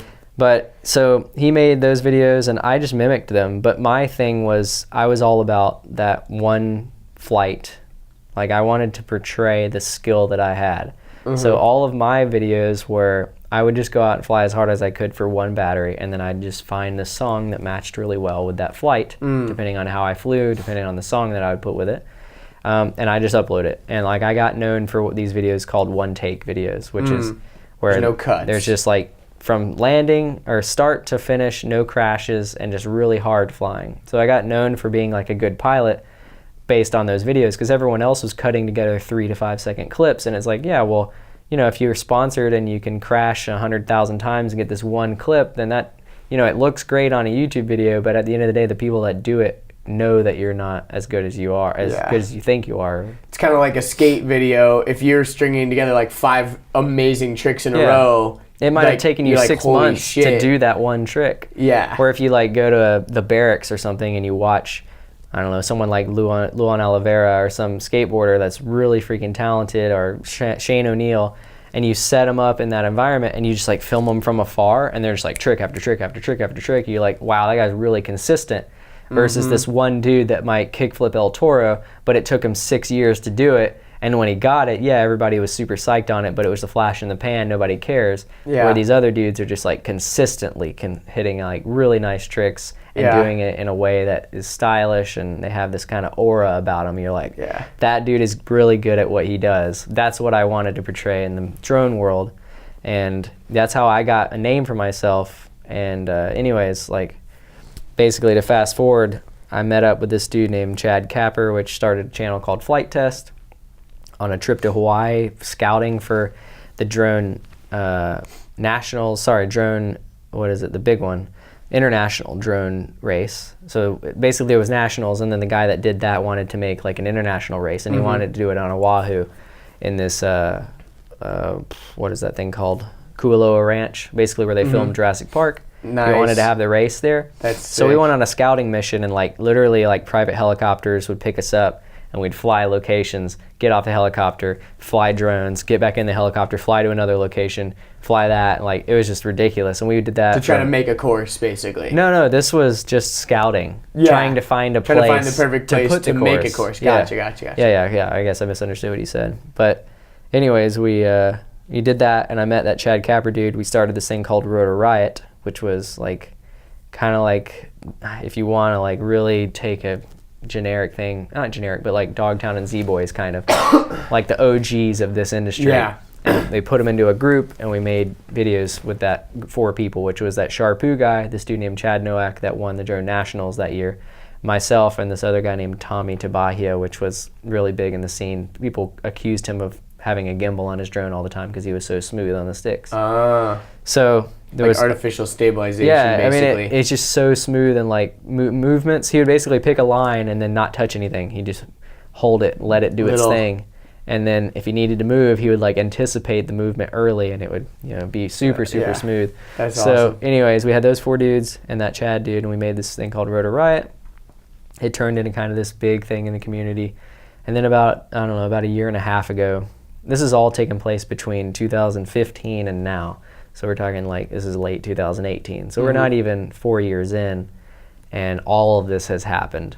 Wow. So started with, me going to one competition, quickly going to that, meeting this dude, starting Rotor Riot early 2016. Like 2016 was all building the brand. We went like Chernobyl, Great Wall of China, flew all of these ridiculous places. Some of the first people to fly the Great Wall of China, some of the first people to fly drones inside the exclusion zone of Chernobyl, which I've always wanted to go to. Those are both like, I wanted to go there. That's why we went there. It was like bucket list things. Yeah, I was like, I need to fly a drone inside Chernobyl. Not only do I want to go there, but now that I fly drones, I could get some amazing footage there. That probably has like never been anything like that. Yeah, there was only one other captured. person that had been legally flying in there, and it was the dude that I went to the original hobby shop to get and found parts and found that drone and asked questions about it. It was that dude that was the first person to fly in Chernobyl. Wow. And I was the second person. That's crazy. This group that I was with was the second people.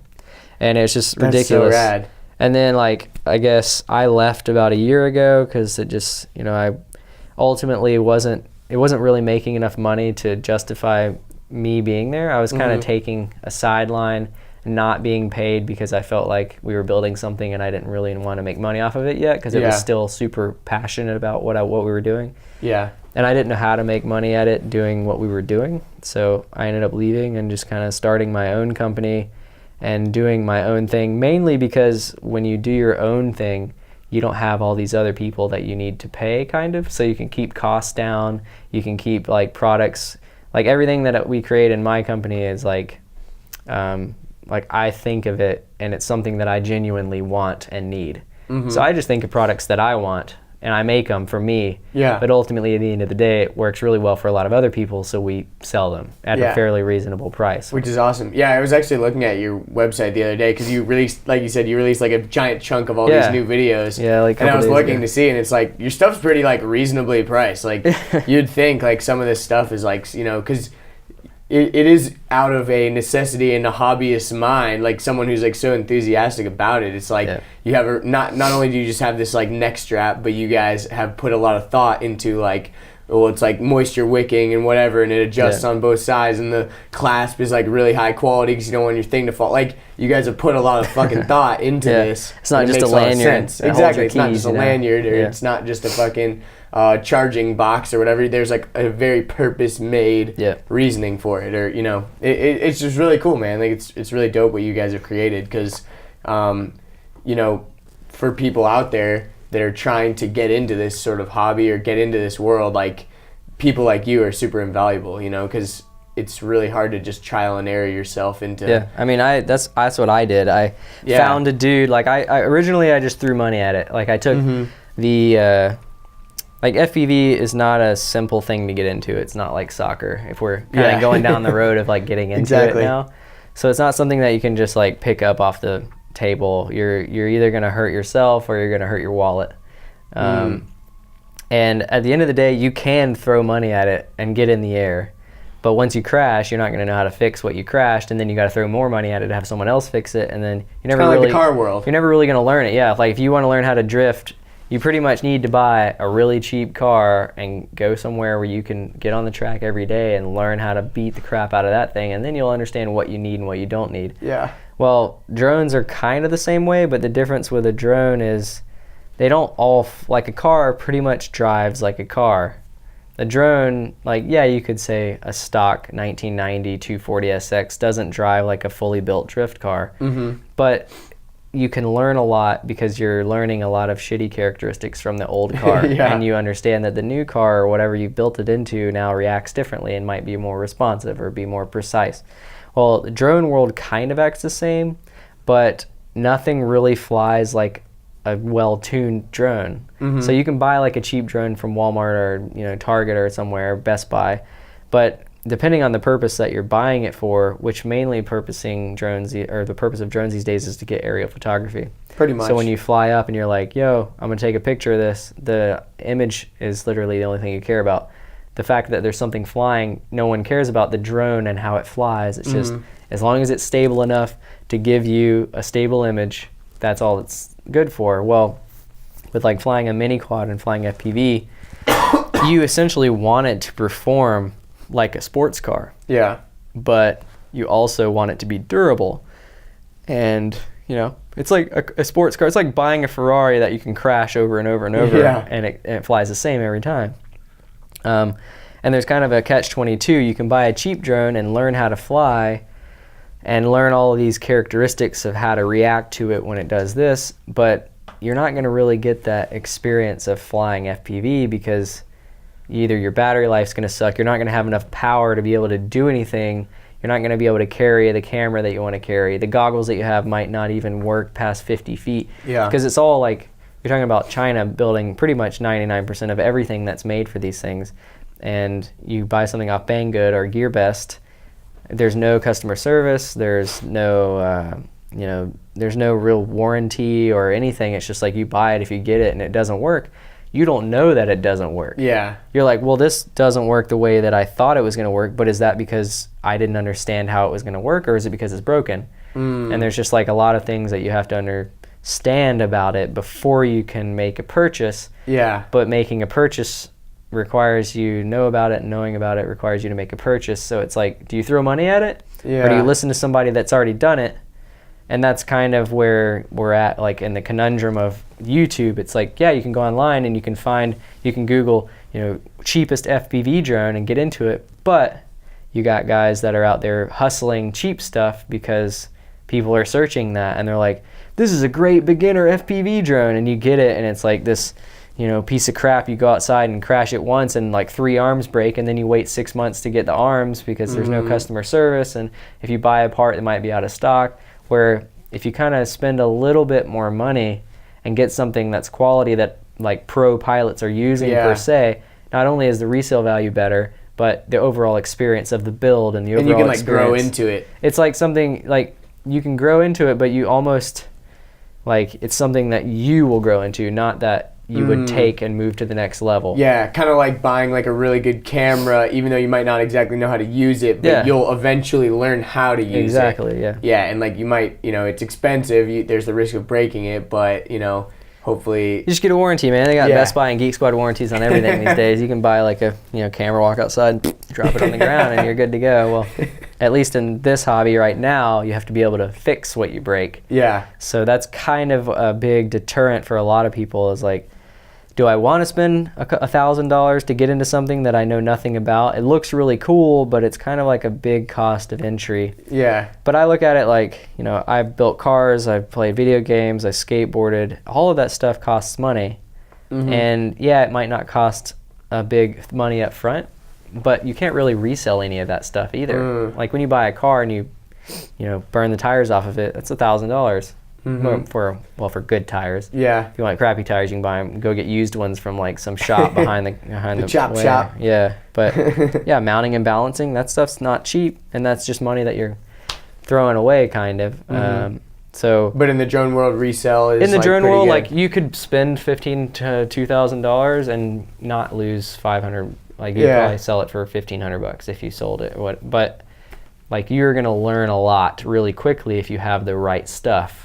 If you have the wrong stuff, you're probably going to get frustrated with it and ultimately just say, screw all of this. But because you bought the cheap stuff, nobody wants it, so you can't even resell it. So it's just like in the trash can, pretty much. Yeah.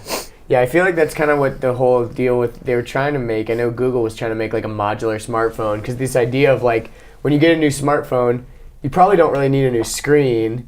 You probably don't really need like a new... camera. It's probably good enough, but maybe your battery's just shitty, you need to replace that, or like maybe you want a faster processor, or maybe you do want a better camera. It's like being able to hot swap all these things out like makes a lot of sense. Sounds cool, but in the theory, connectors would be like making the phone bigger. Exactly. Yeah, they had like this whole thing with like magnetic little sliding like cool things, but they scrapped the whole thing. It was almost like the Lego phone. I don't know if you ever saw that like weird concept a long time ago. So basically there's these like little modules that would like almost clip onto the back, and then you'd have a case that would like kind of hold them all in place while you're like using it or whatever. But sounds like you drop it, it'd go poof. Yeah, exactly. And then you're like, oh, where's my speaker? Yeah, exactly. I can't hear you. Yeah, like you're on the phone with someone important. It was a really cool idea, but it's like, it's kind of that whole... Is this for someone who really cares about this product, or is this for someone who just wants to like go and take a few try it or whatever? So like, what do you think about like how so many people now are like, I think I'm about getting the drone or whatever? Like, what do you even think about like how DJI has gotten so big and shit like that? Do you think it's like good for the industry and getting people into FPV and that kind of thing, Or do you think it's like we should be getting people into well, I mean, fun ultimately, style? growing of this hobby that I'm in helps me and helps everybody. Yeah. The more people that are involved, the bigger the industry is. For sure. The more people can make a career out of doing that thing. So as far as like FPV pilots are concerned, I think I'm the first professional FPV pilot where I Wow. literally like don't make any other money other than from flying drones. Now there are a lot of people out there that fly drones in a commercial way and make money, like, hey, here, you know, I flew for this commercial and I made, you know, a couple $1,000s or whatever, and that, you know, sustained my living, and I don't have a side job and that's what I do. But those are like very sporadic jobs. Like, you don't, Yeah. it's not consistent drone work usually, unless it's like real estate or Or something. maybe you're like that. a videographer and you also incorporate drones into your videos Yeah, or there's something like a that. lot of people like that as well. So, but in this thing, it was like, are there any pro pilots? Like, the pro is actually a super loose term in this hobby, because you can be at a level of skill that people will consider you pro, but you don't actually make a living in that that hobby. So Is it like, because the money's not there yet? Like there's not enough? well, there's just it's not a really easy thing to monetize. Yeah. So really the monetization is like through YouTube AdSense or through, you know, Amazon affiliate links, or the people that are quote unquote pro, but they're not actually like pro pilots,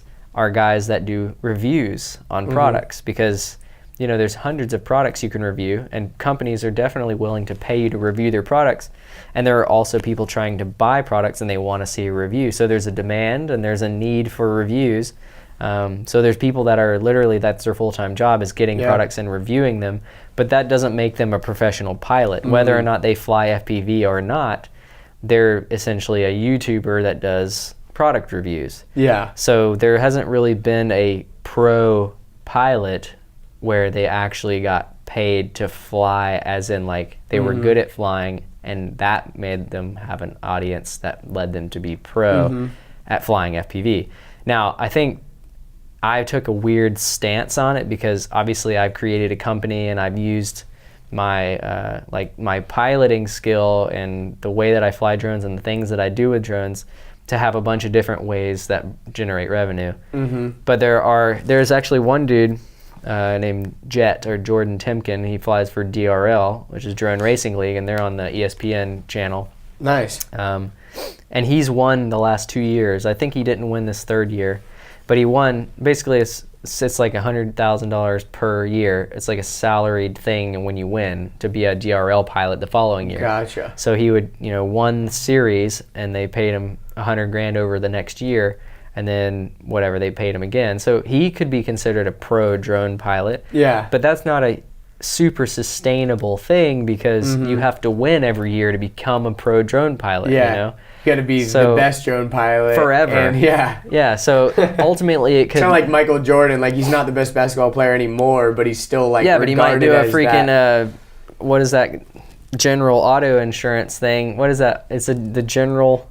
The general. The general auto I know what you're insurance talking commercial. about. He's like in the I think commercials, Shaq right? or Jordan One or of 'em. someone does it, and he's like huge, sticking out of the car. But, Yeah. you know, like they used their name to Exactly. essentially grow from what they were, which was a professional basketball player. And for Jordan Exactly. instance, And like, I think that's kind of what you've done. like Jordan shoes, like the Nike Jordans, that's a huge franchise that's based around the picture of Michael Jordan dunking, you know? Yep. So that's essentially what I did in this hobby. Exactly. Is You I made a kind name of for like- myself as yeah. a pro pilot by having sponsors, and then ultimately figured out a way to monetize it to where it can sustain me to keep doing what I love doing. And people, you know, they're happy to support that, because it brings them inspiration, and it brings them, like, you know, new development and products. Because at the end of the day, flying a drone and is very much like driving a race car, in a sense that you need people that are pushing the boundaries to figure out what's possible, to figure out what to make next. Exactly. So if you don't have that, then it's just going to be stuck on this plateau forever. So you got like this new product coming out, and that new product might sound great on paper, but you get someone that really knows what they're talking about, or knows how to drive, for instance, in the car world, and they're like, yeah, you know, active braking sounds great, but it doesn't really work in the real world, In or something like application that. or whatever, yeah, yeah. so there have been a bunch of things that have come out in the past that were like, this is going to change drones, and you're like, yeah, okay, would try it, and you're like, well, it doesn't really work in that application. Like, it doesn't respond quick enough to be able to work. For example, there's a thing where drones can fly 3D, which doesn't mean they actually turn into stereoscopic things and fly around, but they can flip upside down and fly upside down. And everybody's always like, 3D is going to take over because it's so unique, because you can now fly upside down. Is it basically reversing? Yeah, so it literally stops the propellers and spins them the other way. But there is, so you typically have 4 propellers. There's, they're all spinning opposing directions. So, you have your You want to whip out the drone just for the video peeps to kind of show them a little bit? Yeah. I don't know if you can reach it very easily. Yeah, I can easy. Ooh. Here we go. So for the video peeps, that's kind of what we're talking about here. But for example, like you just have 4 motors and 4 corners.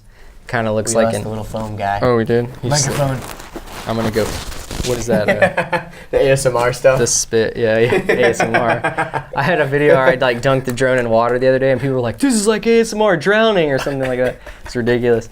But that's hilarious. You have motors, and they're all spinning in opposite directions. Not all of them, but they all spin opposing. So you have 2 that spin counterclockwise and 2 that spin clockwise, but they're opposite of each other. So if you're talking math here, upper right corner, which I think is what quadrant? Does it go 1, 2, 3, 4? I think it starts in the upper left. Right. Or I think it's upper right, and it goes goes clockwise. 1, 2, 3, 4. I don't remember anymore. Either way. Anyways, upper right corner is counterclockwise. Lower right corner is clockwise. Lower left corner is counter, and upper left is clockwise. So you have all opposing. Well, anyways, to keep the drone in the air, that's what you need. And if you want to fly upside down, you need to reverse all of them and have them spin the opposite direction. Yeah.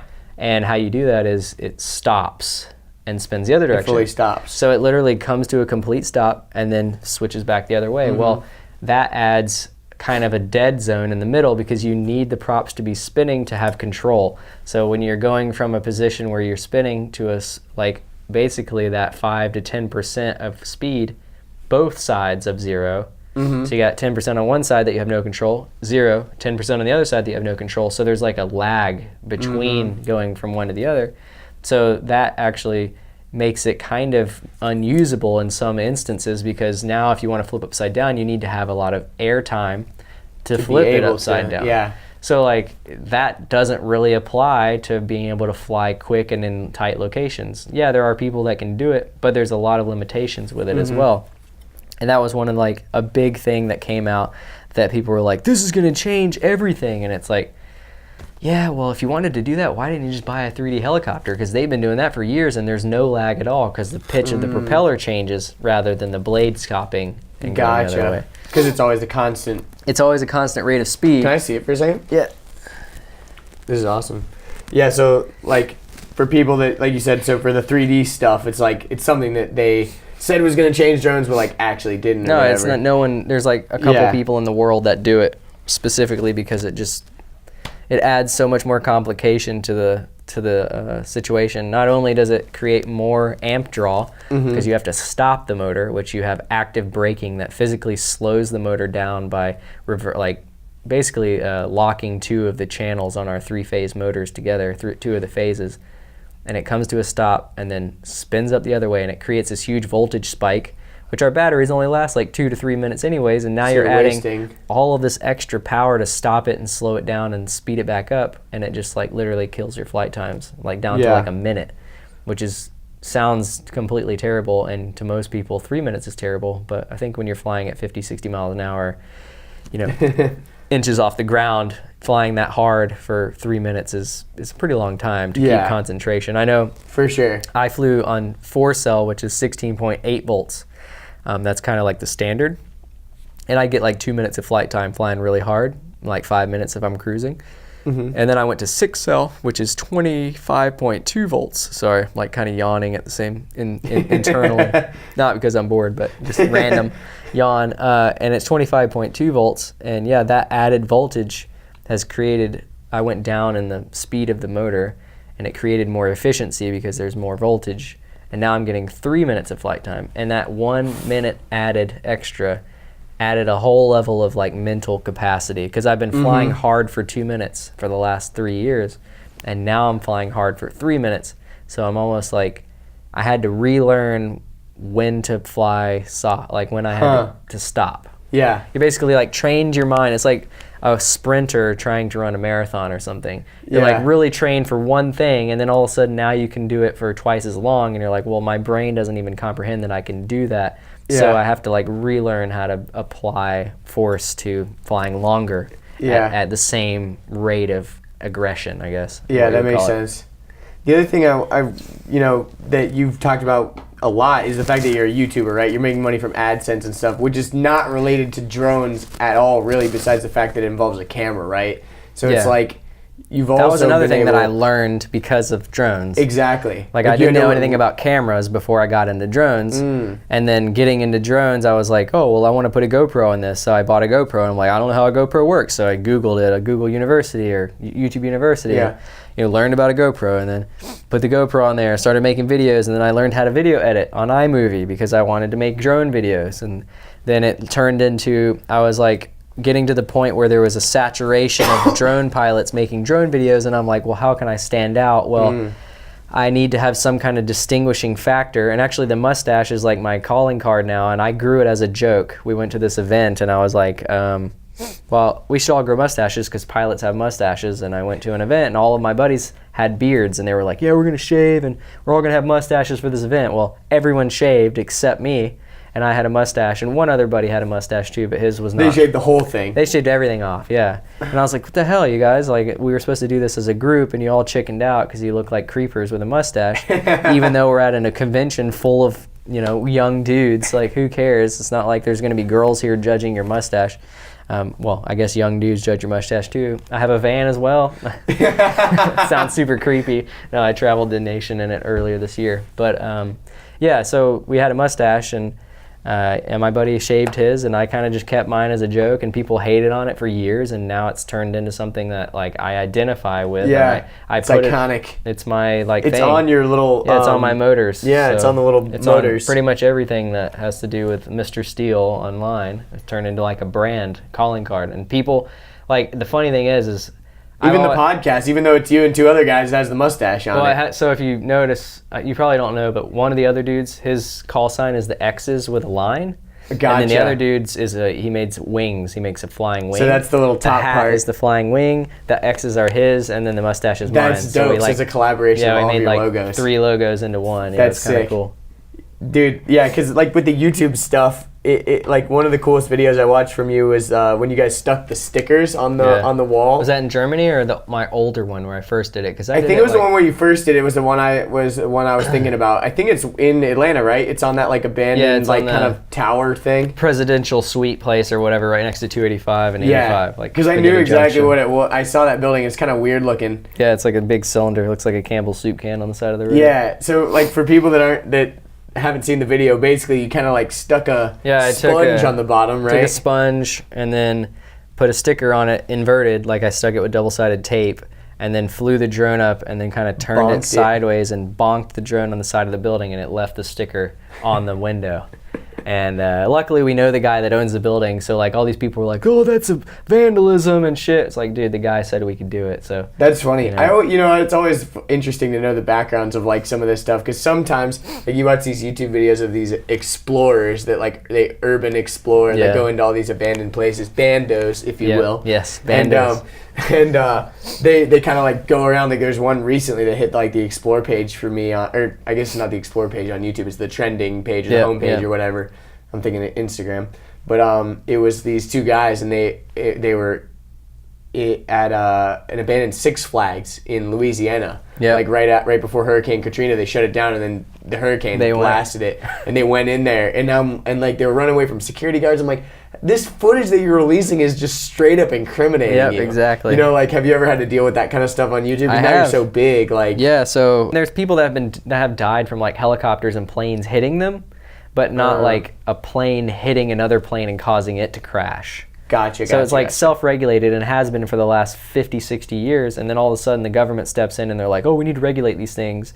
And it's like, well, maybe we do, and yeah, I do agree with some regulation, but we've been governing ourselves for the last 50 years. Yeah. Now there's a lot more. Yeah. I'm saying it's a lot easier to get into it than just flying a plane. That took a lot of skill to do that before, but there does need to be some regulations. But anyways, I went to Miami and dove all the buildings. I've seen that, and I recognize it was in Miami too, because there's that like kind of iconic like circle building that looks like there's two buildings and then there's like a hole circle. in it? There's like a Yeah, hole, yeah. Yeah, and then you like went down underneath like a patio kind of thing or something, like a big that's like giant one of the taller buildings plaza down there. Yeah, so pretty dope.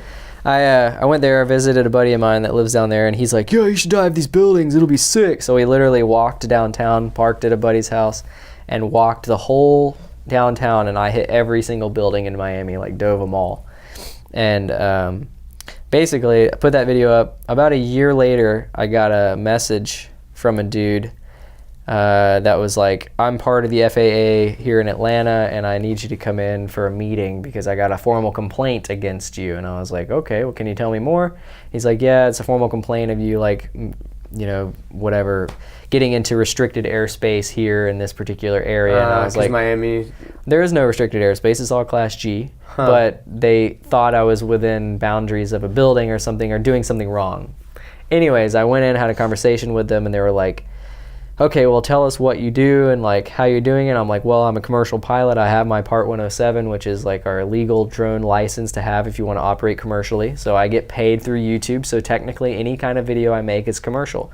So I have to abide by commercial rules at that point, which it happens to be that I was abiding all rules, because there happens to be this weird thing where if you're flying around an object, especially a building, there's a 400-foot window around it. So there's a 400-foot bubble, a buffer on the side and on top. So say the building's 1,000 feet, so you can go up to 1,400 feet above the building, and you can go to 400 feet around the building, and you're completely in a bubble of safety, and it's meant for inspecting buildings.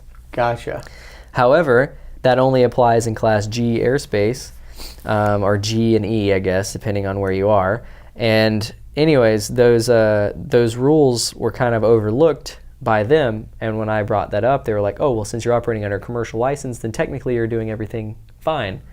And I was like, "Okay, well, there is a little gray area there. Like, you do need some, like, you usually need to get permission from the landowner and all of this stuff." But and you had obviously not gone to every building in but Miami. no to one's figure going this to give out. you permission to do any, like, who are you going to ask? You're going to ask the security guard, and the security guard's going to ask some other person. They're going to be like, "Yo, let me call the CEO of this company that doesn't even own." And eventually they're just going to say no, because the cost of saying yes could be that, something weird happens. The cost of saying no is guaranteed nothing weird's going to happen. You know what I mean? Exactly. So it's like the ask for forgiveness, not permission kind of deal. I feel like that applies with a lot of things. And technically they don't own the airspace.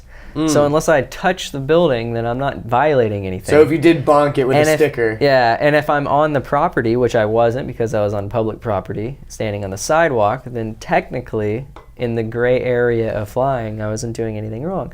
So anyways, I went to there and said, sat down and kind of told these dudes, I'm like, "Look, I'm doing this commercially. This is what I do for a living. I'm a big advocate for safety. I, do everything I can to have a safe flight. I've never had an incident.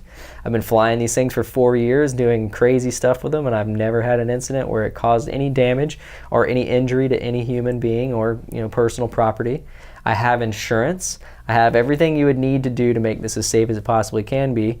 And they were like, "All right, cool. Well, just, try to follow the guidelines, and next time at least put a disclaimer at the beginning and say you're a professional pilot." And I was like, well, that kind of takes the purpose of doing these things away, because that's like jackass almost. It's like, don't do this at home. Well, if you didn't say that, obviously there were probably people that killed themselves doing that. But flying drones, like, it's a lot bigger of a barrier of entry than jumping into a shopping cart and flying into a bush. So, like, it takes a little bit more time and skill to do that. So I was like, I don't need that. Anyways, they went through I had like 350 videos at this time. And there was this one place called the Pullman Yard here in Atlanta. And it's actually a film site that was owned by the state of Georgia at the time. And they rented out for, like, I don't know, I'm trying to think of a movie that it was in. There's been a lot of movies shot there. It's essentially a train yard, and they have, like, big industrial buildings with cranes in them and stuff, but it's super old. It's like, it's not underused. It's normally just used for filming stuff. Yeah, fully underused for filming, and they rent it out to people for, like, events and stuff. But the state of Georgia owned it at this particular time. It was previously owned by a private party, State of Georgia bought it because the movie industry got big, and they were like, oh, we can use this for movie revenue. Anyways, we went to it. I was at some event, I don't know, something in Decatur. I think it was the Maker Faire, and we were right next to it. And I was like, well, cool, we'll go check it out. If it's open, we'll go in there, because there's a bunch of no trespassing signs. Yeah. But occasionally the gates are open, because there's like usually people just want to go in there and explore. So I walked in there, and the gates were all the gates were open. It wasn't just like there was a hole in the fence. No, there was like full-on gates that were unlocked and open. Like trucks could have driven in here and like had a full-on soccer battle like in Top Gear. And they basically, like, I walked in there, and as we were walking up, we found like a Barbie strapped to a telephone pole with a nail, and we were like making fun of that. And then we heard like sirens, because there's a big road right next to it. It was a fire engine. And I like, we're vlogging, so the cameras are on our face, and you hear this siren in the background, and we're like, oh, it's the cops. And we're like just making fun of the fact that we're about to quote unquote trespass. And you're YouTubing it up. Yeah, I'm essentially making the drama, but it was like all fun. But like that's funny, yeah. I wasn't like saying, oh, the cops are coming, and I was being super serious about it. Yeah, like it was like a fire truck or whatever. Legitimate, fun, like comedic actions. Yeah. Anyways, so we get in there and we fly or whatever. Anyways, I get a call a year later from a detective of the state of Georgia, and he's like, hey, I need you to come into the DeKalb County police station and turn yourself in. You're going to be arrested and held in contempt for whatever X amount of days. And I was like, that Barbie. Who the fuck are you and what? And he just like, I mean, he was a cool guy after I talked to him a few times, but you get a random call out of nowhere of some dude telling you to come turn yourself in. It's like, no, sorry. Yeah. I'll call a lawyer before that, but I don't even feel like I need to, because I feel like it's bullshit. Yeah. So anyways, at the end of the day, it was legit, and it was one of the dudes that we went to that originally turned me into the FAA, had gone out of his way to go through every single one of my videos and find something that I did that was legally binding. Because he just hated you at this point, or whatever? I guess he's just trying to make an example of me or something. There were other people in there too, and I specifically said, why don't you prosecute these other people? And they're like, well, we can't find them. Like, I can fucking show you a picture of their face right now. Why don't you go find them on Facebook? They're like, well, you were really easy to find. I'm like, yeah, but that doesn't make it justifiable to fucking make an example of me. So whatever. They did. I went to jail, paid like $1,500, which was ultimately bad. But, I got a mugshot on the internet. It looks pretty funny. I was like in a bib, smiling with a huge mustache, like doing something. Because I didn't take it seriously. Yeah, of course not. Going to freaking jail for quote unquote trespassing a year before for flying drones when there's a freaking high school dance team practicing right next to us, and there's like couples walking around having romantic dates, and I'm going to jail for standing in the same place they were a year before. Just ridiculous. That's so dumb. Yeah, I hate shit like that. And like, obviously right now the big thing I think is like in national parks, you can't fly drones and stuff. Yep. I've heard of some stories of people getting nailed for that, because like they'll be able to look at their videos on YouTube and see where they took them, and they'll call them or whatever. But like I went to Arizona, and I have like a Mavic Pro, and I flew it underneath this like Devil's Bridge thing. Yeah. And it was really cool, super sick footage. Like flew it underneath this bridge, and but I was like super nervous to post the videos anywhere, because it like entering the park. A lot of people are, Entering the park, it said like no drones and stuff like that. And even me saying this right now on the record, I'm like, you're gonna die. There's an FAA guy listening to this because of Mr. Steele, and now I'm incriminating myself. They don't care that much. Yeah, but yeah, it still like weirds me out, because like you said, everyone has this negative connotation with drones, and it sucks, because most of the time these people that are enthusiasts or whatever, they're not trying to hurt anybody or anything like that. Like, it's all out of it kind of deters some of the idiots from doing dumb stuff. Like, for example, California fires happen, and people are like, oh, I'm gonna get an aerial shot, and they take off, and there's a helicopter trying to put out the fire. And if there's a helicopter near, like if they see a drone, they will cease all full-scale flight within like a 5-mile radius of that drone, and they will find that dude and like curb stomp his face.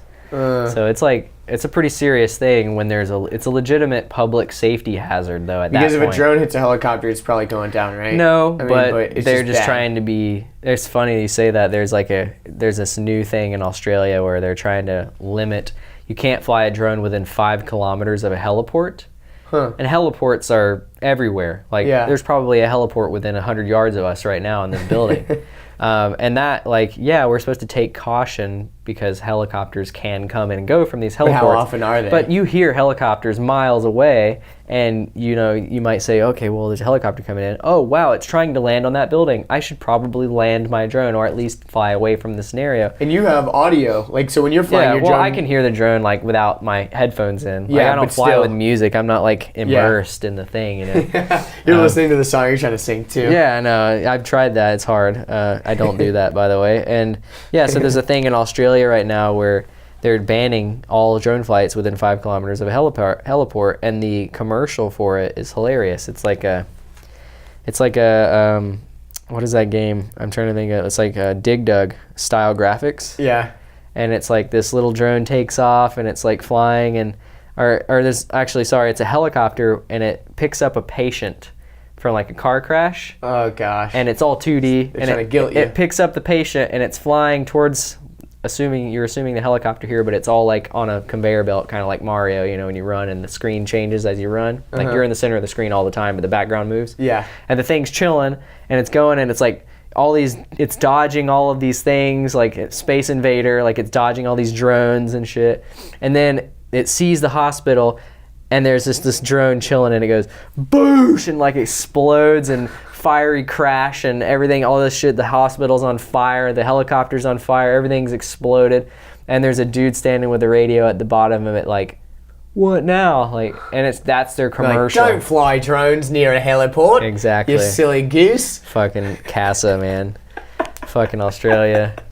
But, that's awesome, bro. Yeah, Australia. That's a silly, but I mean, I get what they're trying to do. But it's kind of one of those things where, like you said, it's like these enthusiasts have been like self-regulating for so long, and now that it's become popular, the government's trying to step in. It's kind of like... Well, they're trying to regulate it in a way that they can make money off of it. Which so sucks. They're saying, obviously this probably is not a money factor, but they are trying to regulate it so that if you do want to fly a drone within a heliport place, because maybe you're filming for a company that's doing a reality show and they're filming near this hospital, and you need to film like the hospital itself. Oh, well, now you need a filming permit, and that's going to cost you 5,000 Australian dollars, which is essentially $20 in US. No, it's not, but the dollar's not very good over there right now. It's not good over there right now.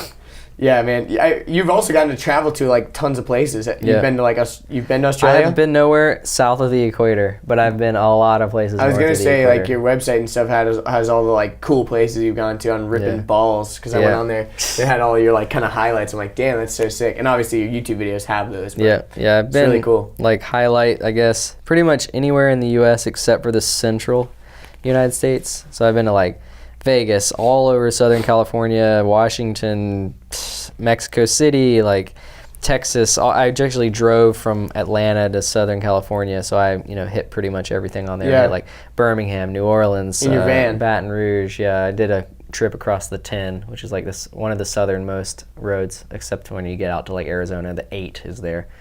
But yeah, and I mean, I've flown pretty much any cool thing that you can possibly fly legally and illegally, depending on where you are, in the United States.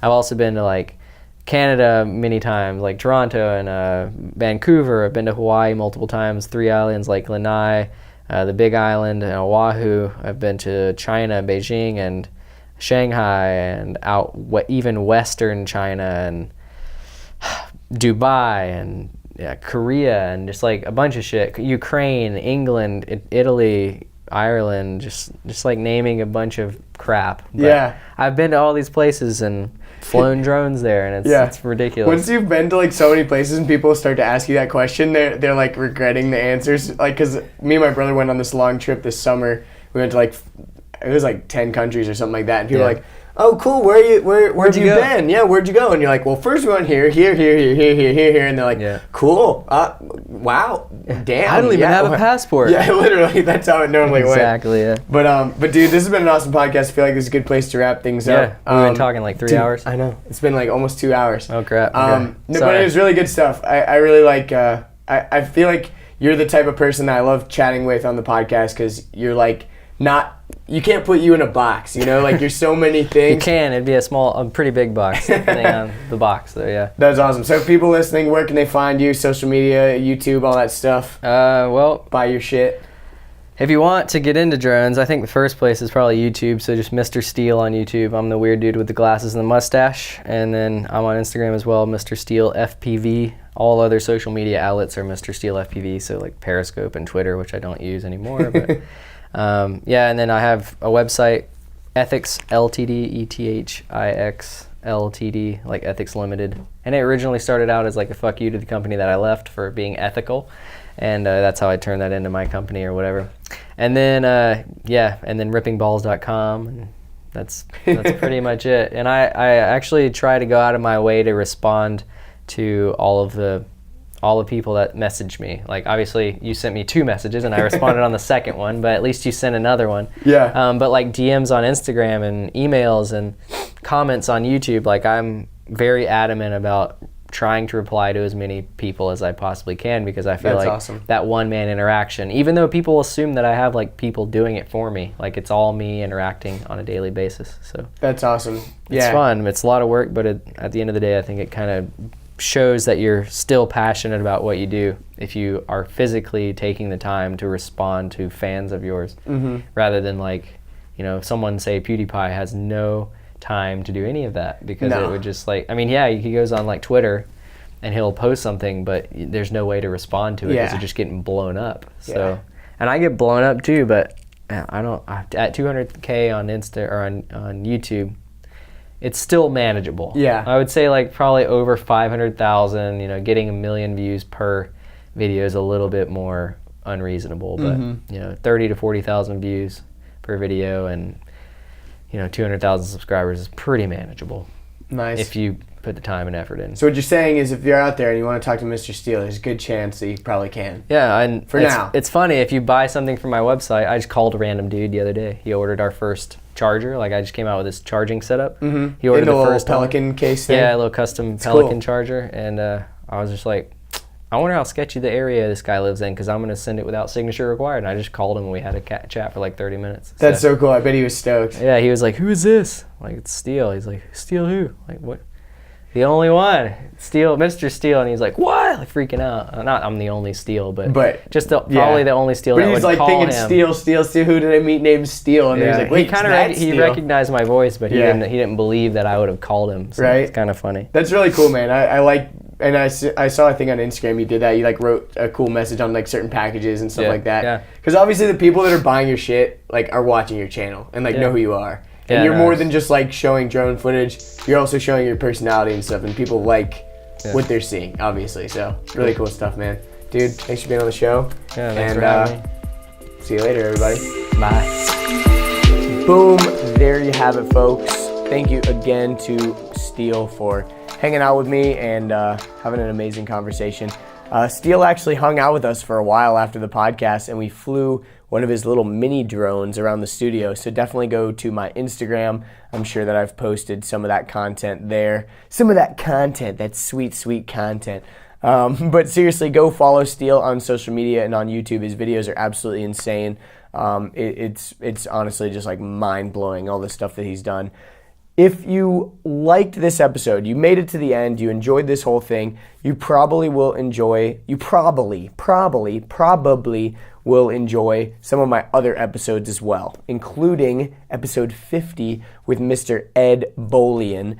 And Ed is another one of those guys where you can't really put your finger on him. He does so many cool stuff. He does so much cool stuff. He actually runs the YouTube channel VinWiki, which is the channel that I saw Steele on initially, and it's a car channel. And Ed is just like a crazy figure in the car world. He has the Cannonball Run record, which is the fastest time from New York to LA, it's totally illegal. He did it in about 28 hours and 50 minutes, which is absolutely insane.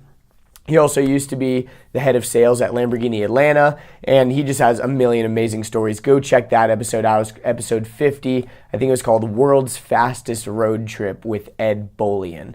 Also, I think you would enjoy episode 18 with my friend Luke Crawford. So we're going way back into the archives for this one. I need to have Luke on again soon. But Luke, he's an entrepreneur, he's a photographer, a gun activist, a world traveler.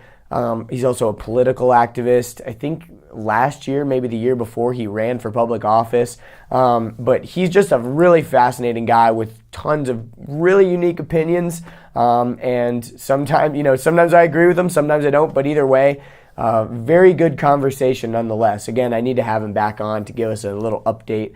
But yeah, go check that episode out. It was episode 18 with Luke Crawford. That episode is called Hard to Kill, because Luke is one hard to kill motherfucker.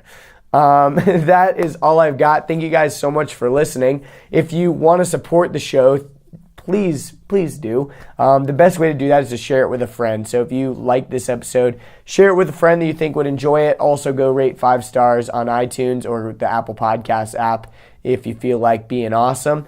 Also, if you want to follow me on social media, my usernames and everything are on my website, andrewdeitch.com. You can find the links to all my social media handles and accounts there. But thank you guys so much for listening and watching. I really appreciate you guys, and I will see you in the next one. Well, what the fuck is this guy even flying with? Because I know I can't do that with my Mavic, or maybe they think they can. Or maybe they think they're they can. I got it. Shit's slowed, I've seen that happen quite a few times. So that's hilarious.